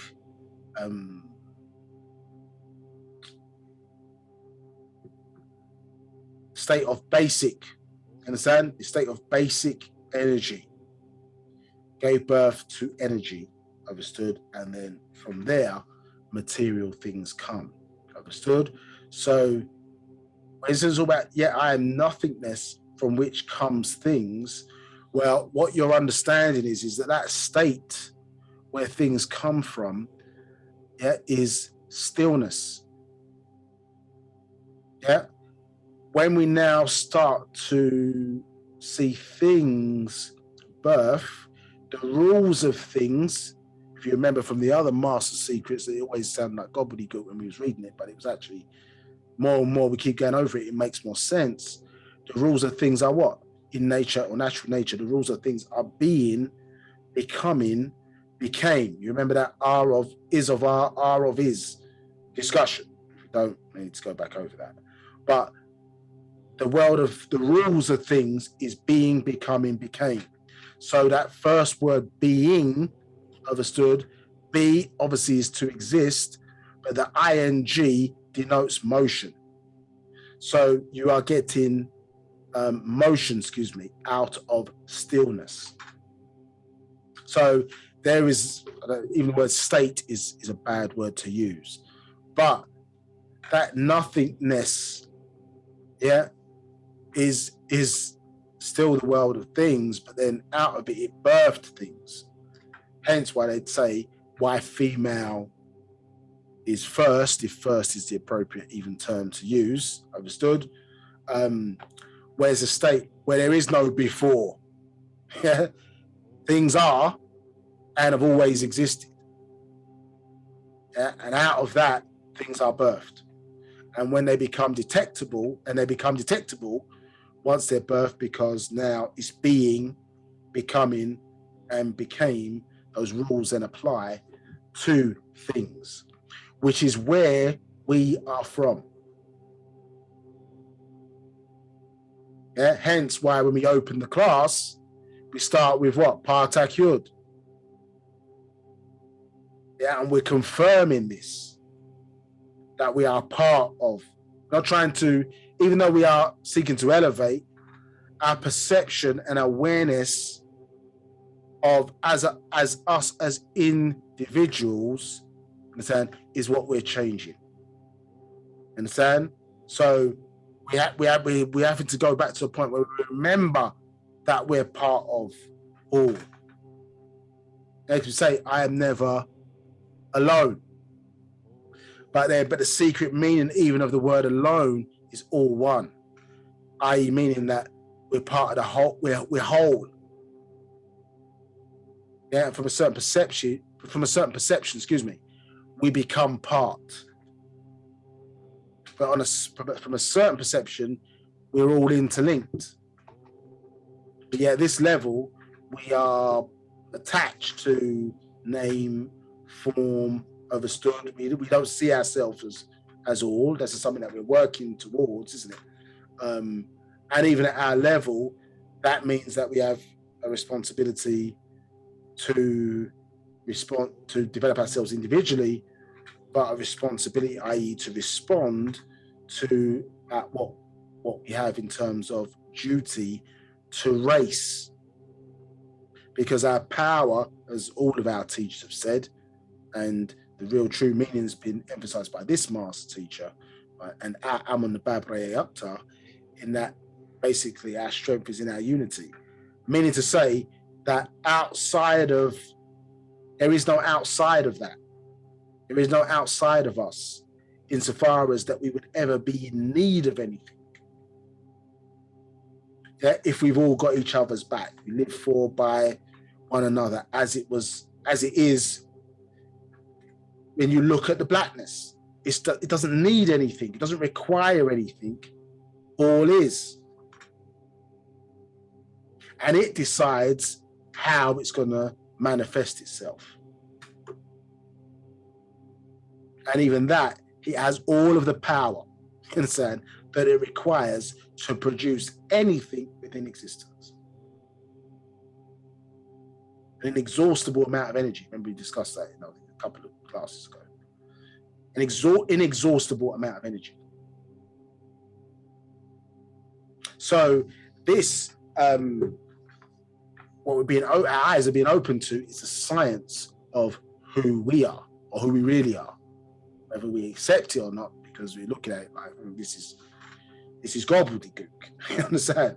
But what you're looking at is the correlation between when you look at yourself in the mirror, and then when you're looking outside of yourself at these larger or higher entities, like the planet, like the solar system, the sun, a universe, etc. You are seeing the correlation of that design in you. So if that is you, if that is you at this level, then that is you on these, using the word loosely, on these higher levels. You're seeing these same patterns. That is the aspect of us at this level. When you think about it, yeah, and to make it even plain and more simple, when the father or the mother is donating a piece of themselves as the sperm and the ovum, is that not you at a microscopic level? That's you, isn't it? A smaller piece of yourself. That's you, which is being used to further life. So we exist in many forms, isn't it? Yeah, but still could arguably could be considered to be whole, or per, or part, percentage, per part. I'm a person, but the person which is part is also whole. Question if I'm making sense or it's confusing to you all. Yeah. So, any questions? Yes, we do have a couple of questions. Judith has asked, so this is the question. So is being, then becoming, then became, is this a slowing of the vibration of a being?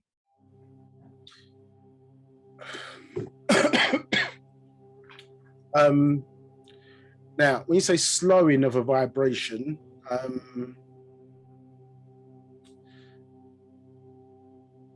I'll repeat it. No, I understand the question. What I'm saying, I'm trying to make it clear. It's not, yes, so yes, you could see it from that perspective, but insofar as this, if you understand, yes, I suppose you could see it as a slowing down of vibration, yeah, to keep it simple, yes. But if you understand, when a person, and this is, I'm explaining more detail in Sacred Wisdom of Tahuti, you think about it, if a person was to vibrate their arm, yes, and they vibrate, so they're moving their hand and their arm up and down, and they were to go at a supreme speed, yes, the faster it went, yes, the hand would appear still. So, you understand? Yeah, to the point where even the human eye would not be able to detect that there was any movement in the hand. Understood? Because it's moving so fast. Now, on the other side of that, a person could move their hand exceptionally slowly. You understand? And that would also mean that it would appear still also in the other direction. So, yes, when you say being, becoming, became out of stillness, one could say, well, and this is a contemplation, isn't it, of Pa'ut, that the fastest vibrational point, you understand, where we're really talking about where things are still, is that they're vibrating so fast that the movement at that point is imperceptible in terms of understanding exactly what is meant by saying something is still. Yeah. So at the point of, yes, where things are starting to grow, because the word grow is movement, then you are talking about, particles start, then you're talking about motion being born. Now, at what point it becomes detectable, you understand, in terms of our perception, would be that point of, I suppose, being, hence to give it a name, or where the rules of the environment kick in, because at that point, that is a thing, because it can be detectable. It's starting a growth process as a thing, understand? But for it to be a thing, it needs to be detectable out of the whole. Yeah, and so, at some point, Pa'ut, arguably has a level of awareness where that process, I suppose, kicks into play. Yeah, because, not all, you think about your body as a human body, you are aware of certain things, but you can't always tell, for example, you are certain things are happening within you, but consciously you're not aware of every single process. Subconsciously you are, but maybe consciously you're not aware of every single process, even though these things are happening within inside of you. So for example, if a fly lands on you more time, you detect it, but you might detect it after you get the bite. You might detect it when it's moving around on your arm. You don't always detect every single thing that lands on your body consciously. So, but it doesn't really mean that at some level within you, it's not detected that, hey, there's something that's on me that shouldn't be, kind of thing. So, almost in a sense, Pa'ut, in order to study itself, beings are created so that it can study and observe itself, you understand, through the eyes of us, you understand? So yes, in answer to your question, is it a slowing down of vibration? Yes. But from the fast, arguably, to the slowing down, you understand, as opposed to slow, speeding up. Any other questions? I'm just checking.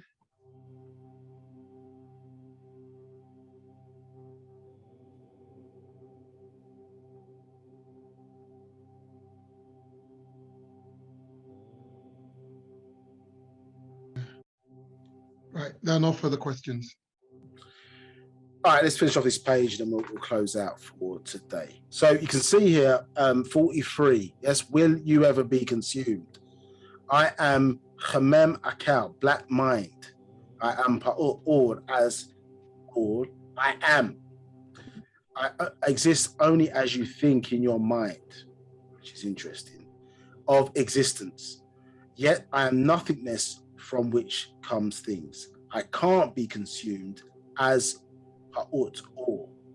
So listen to that point. I can't be consumed as that, as all. So there isn't anything outside of all to consume. All Pa'ut is. Understand? And within Pa'ut you have Pa Pa'ut, or the all. Understood? So existence, there's no, well, there's no outside looking in. We're all inside because we're a part. Understood? Now, just finish on these last 4 verses or 6 verses, excuse me. I Mumra Najam Muntharu.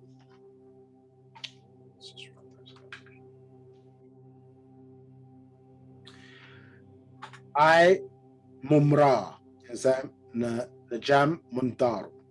Yet my beloved one, star children of Panatharu, you are the ones with 9 mind as Tasu Achach Gadadu, 9 ether deities, gods, who gave birth to all Tabi al-Taba'ah, natural nature. 45. You, Pa Nagasalau Negroids, are the ever-living Nathar of Pa Natharu, the Nathar Natiru. 46. Know the real Hakakat facts of Pa Chamem Nakat, the black dot.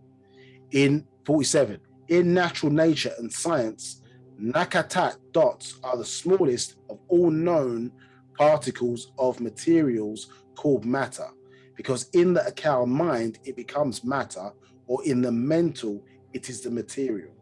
48. In the Tapal world of some things, they are atomic energy. 49. Elements from the sum of 1 called hydrogen 1. 50. Before there was a sum, there was a chach, ether. Understood? So that's a good point to end in terms of our understanding.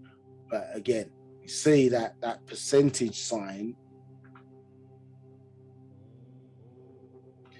is symbolic of what that is, of what this is talking about, that separation, deviation, which is why, as I say,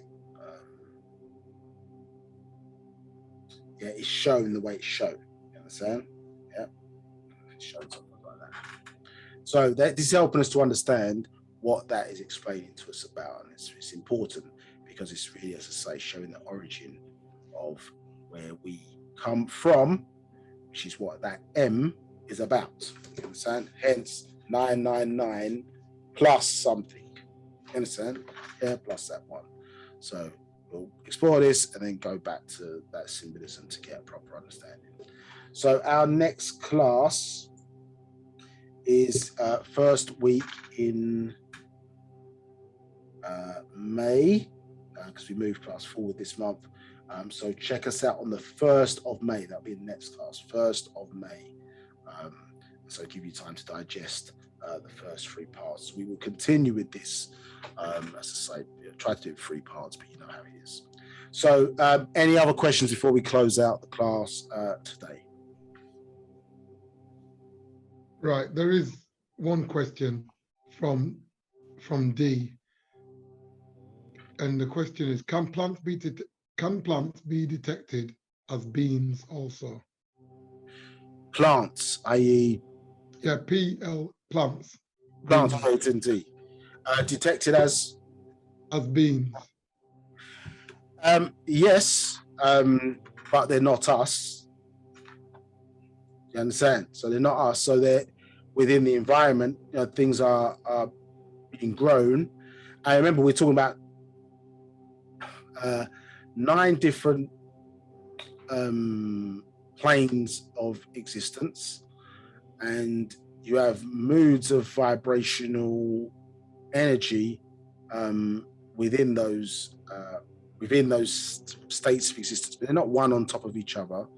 They are in and around. So obviously certain life forms exist on certain levels, and other life forms like ourselves exist, well, not other life forms, we as a life form exist on all levels.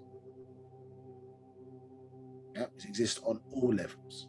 And so the planet obviously as the higher life form to us. So when we look at, so we look at those, showed you, I think the 3, I don't know if we got to that slide yet, but we show 3 9s, yeah, or you can see those 3 9s as the 9 plus 1.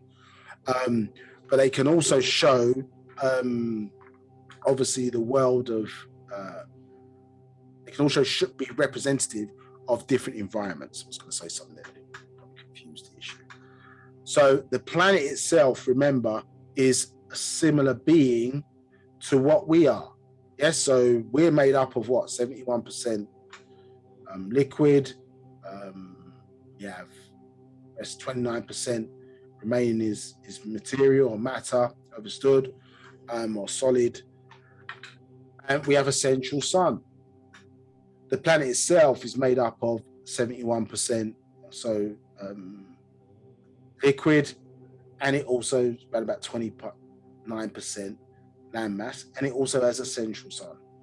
So when in talking about the life forms that it, through its own living entity, which the Greeks referred to or called Gaia, it regulates life itself, and is conducive, I say, for certain life forms, which, yes, it would have a system to detect those life forms, because which they referred to in the Holy Tablets as cybernetics. That's what they refer to as cybernetics. And the reason why you know that it is the case is because it is deciding, with the limited resources it has in terms of those natural elements of air, water, fire, and so on and so forth, the 5 elements, it is deciding how those resources should be utilized. And certain life forms within its own matrix, it decides, okay, well, that is no longer of use, or it's fulfilled its purpose. Therefore, that life form is going to be made extinct, versus other life forms it may decide need to be here, and therefore it allows them to have liberty.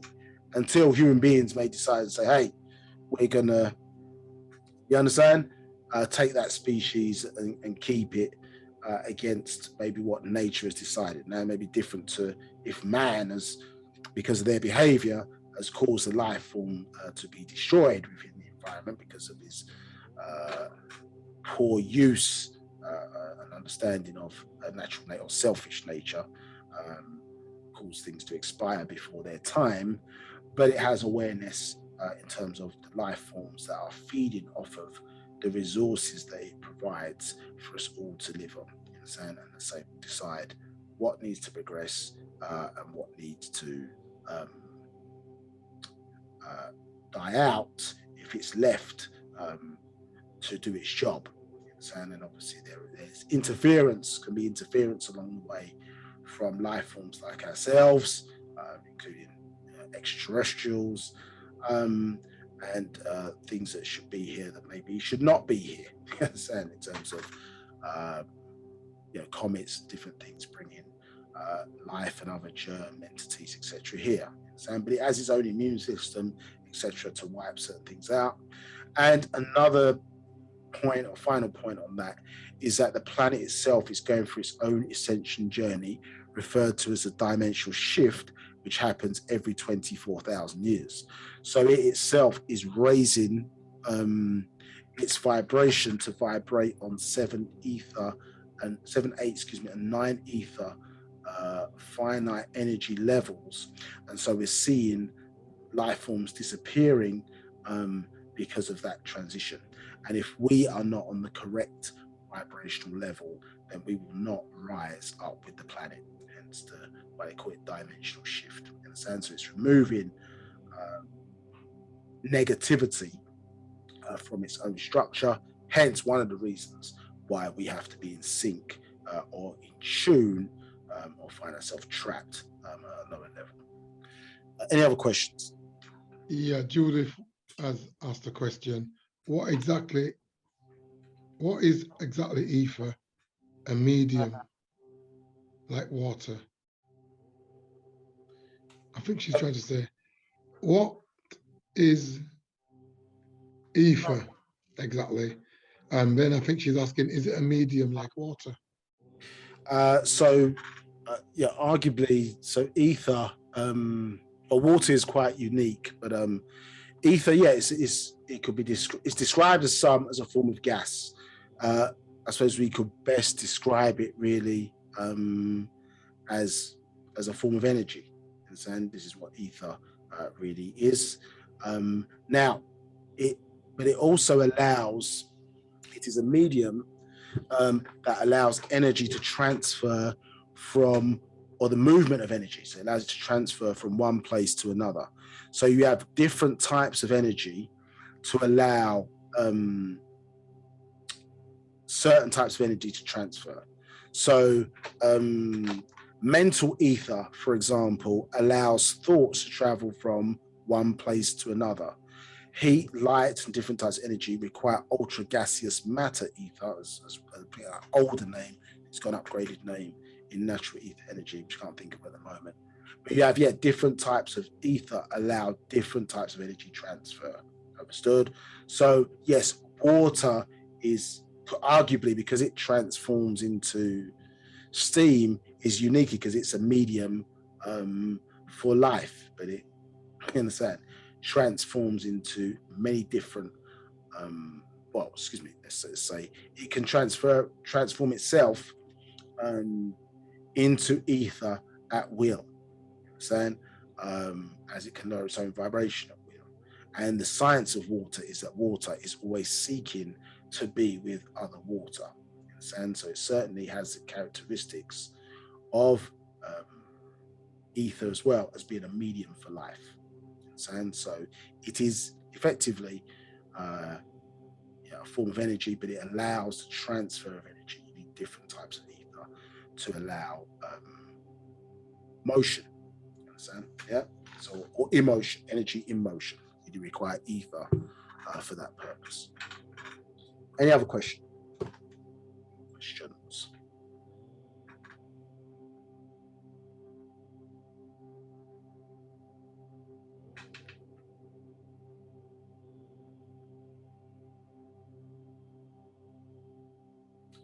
Mantha, you there? Any other questions? Yeah, sorry, mouse will unmute. Right now, there's no further questions. I see a hand raised. There's a hand raised. Give me a second.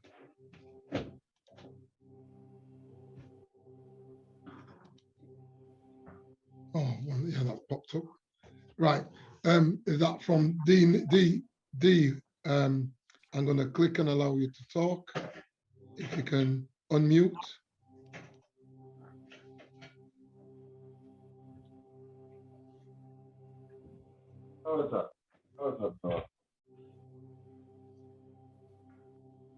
Go ahead, D. You got a question there? Oh, can you hear me? Just about. You need to speak up a bit. Yeah, go ahead.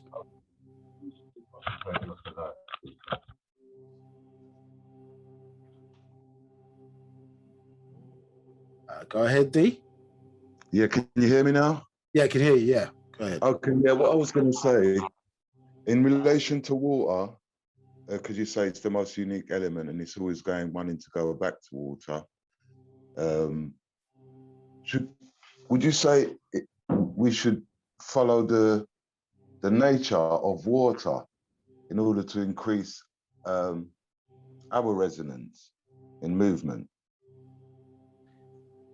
as people? Should we be more like water? Right. Okay. Listen to, well, if you think about what water is, or the name of it, yes, if you think about what the name of it, so water is saying and something. So it's saying water, if you listen to the kind of phonetics, water or and pata. So it's not that we follow the nature of water, we are its nature, because we are predominantly, that's what we are. Do you understand? And even in the Holy Tablets, it talks about the soul being 3/4 water. So in essence, in nature, we are water. Individually, we appear, as you, I think, rightly point out, we kind of appear as droplets, one droplet out of the ocean. So when you put the droplet back, understood, into the ocean, it then is part of the whole. It's the whole, isn't it? But if you take it out and you put it in a glass, for example, it's still the ocean, isn't it? Understand? Yes. Contained. Right. So I understand. you understand? So when we do Partak Yud, you understand? It understanding that nature of water understands us to understand who we are. Because if you really understand what's taking place, you understand? And its purpose and what its role is, either as a drop or as in larger quantities. In greater quantities. Yeah. In and of itself. So, no way. Yeah. Tawa. Antakadiafua. Right. We have a couple of more questions. Got another question from Hatchet Thought, and she's asking, did the speaker say steam is a medium for life? So water is a medium for life. Obviously, steam is water.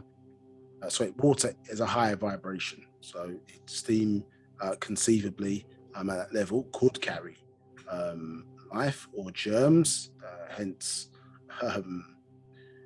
you know, sometimes if somebody's sick, for example, you know, those diseases, if they're conducive to that temperature, you know, it can be transported from one person to another. And so if you're in a steam room and somebody had a cold, conceivably, if the bacteria of that cold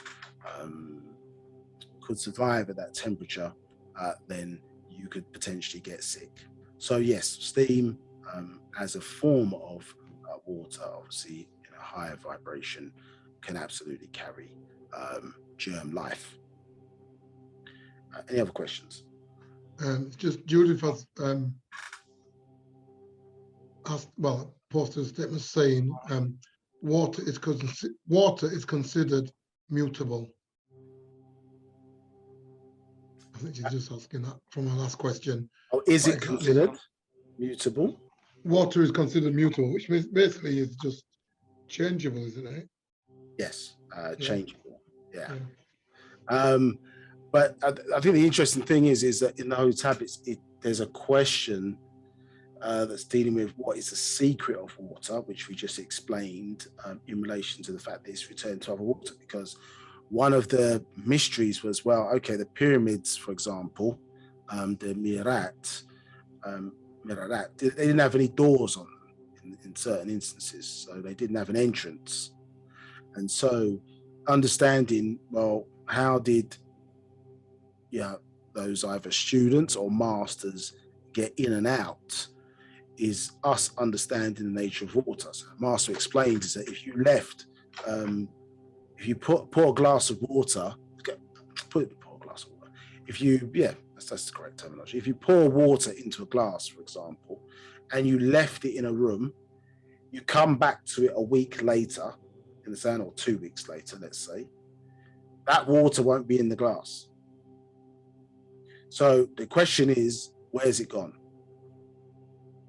So its nature means that it will transform itself into another form to escape its confines. And the master explained, to understand that, you understand how we were able to enter into a pyramid and escape a pyramid, you understand? Because we are 71% water.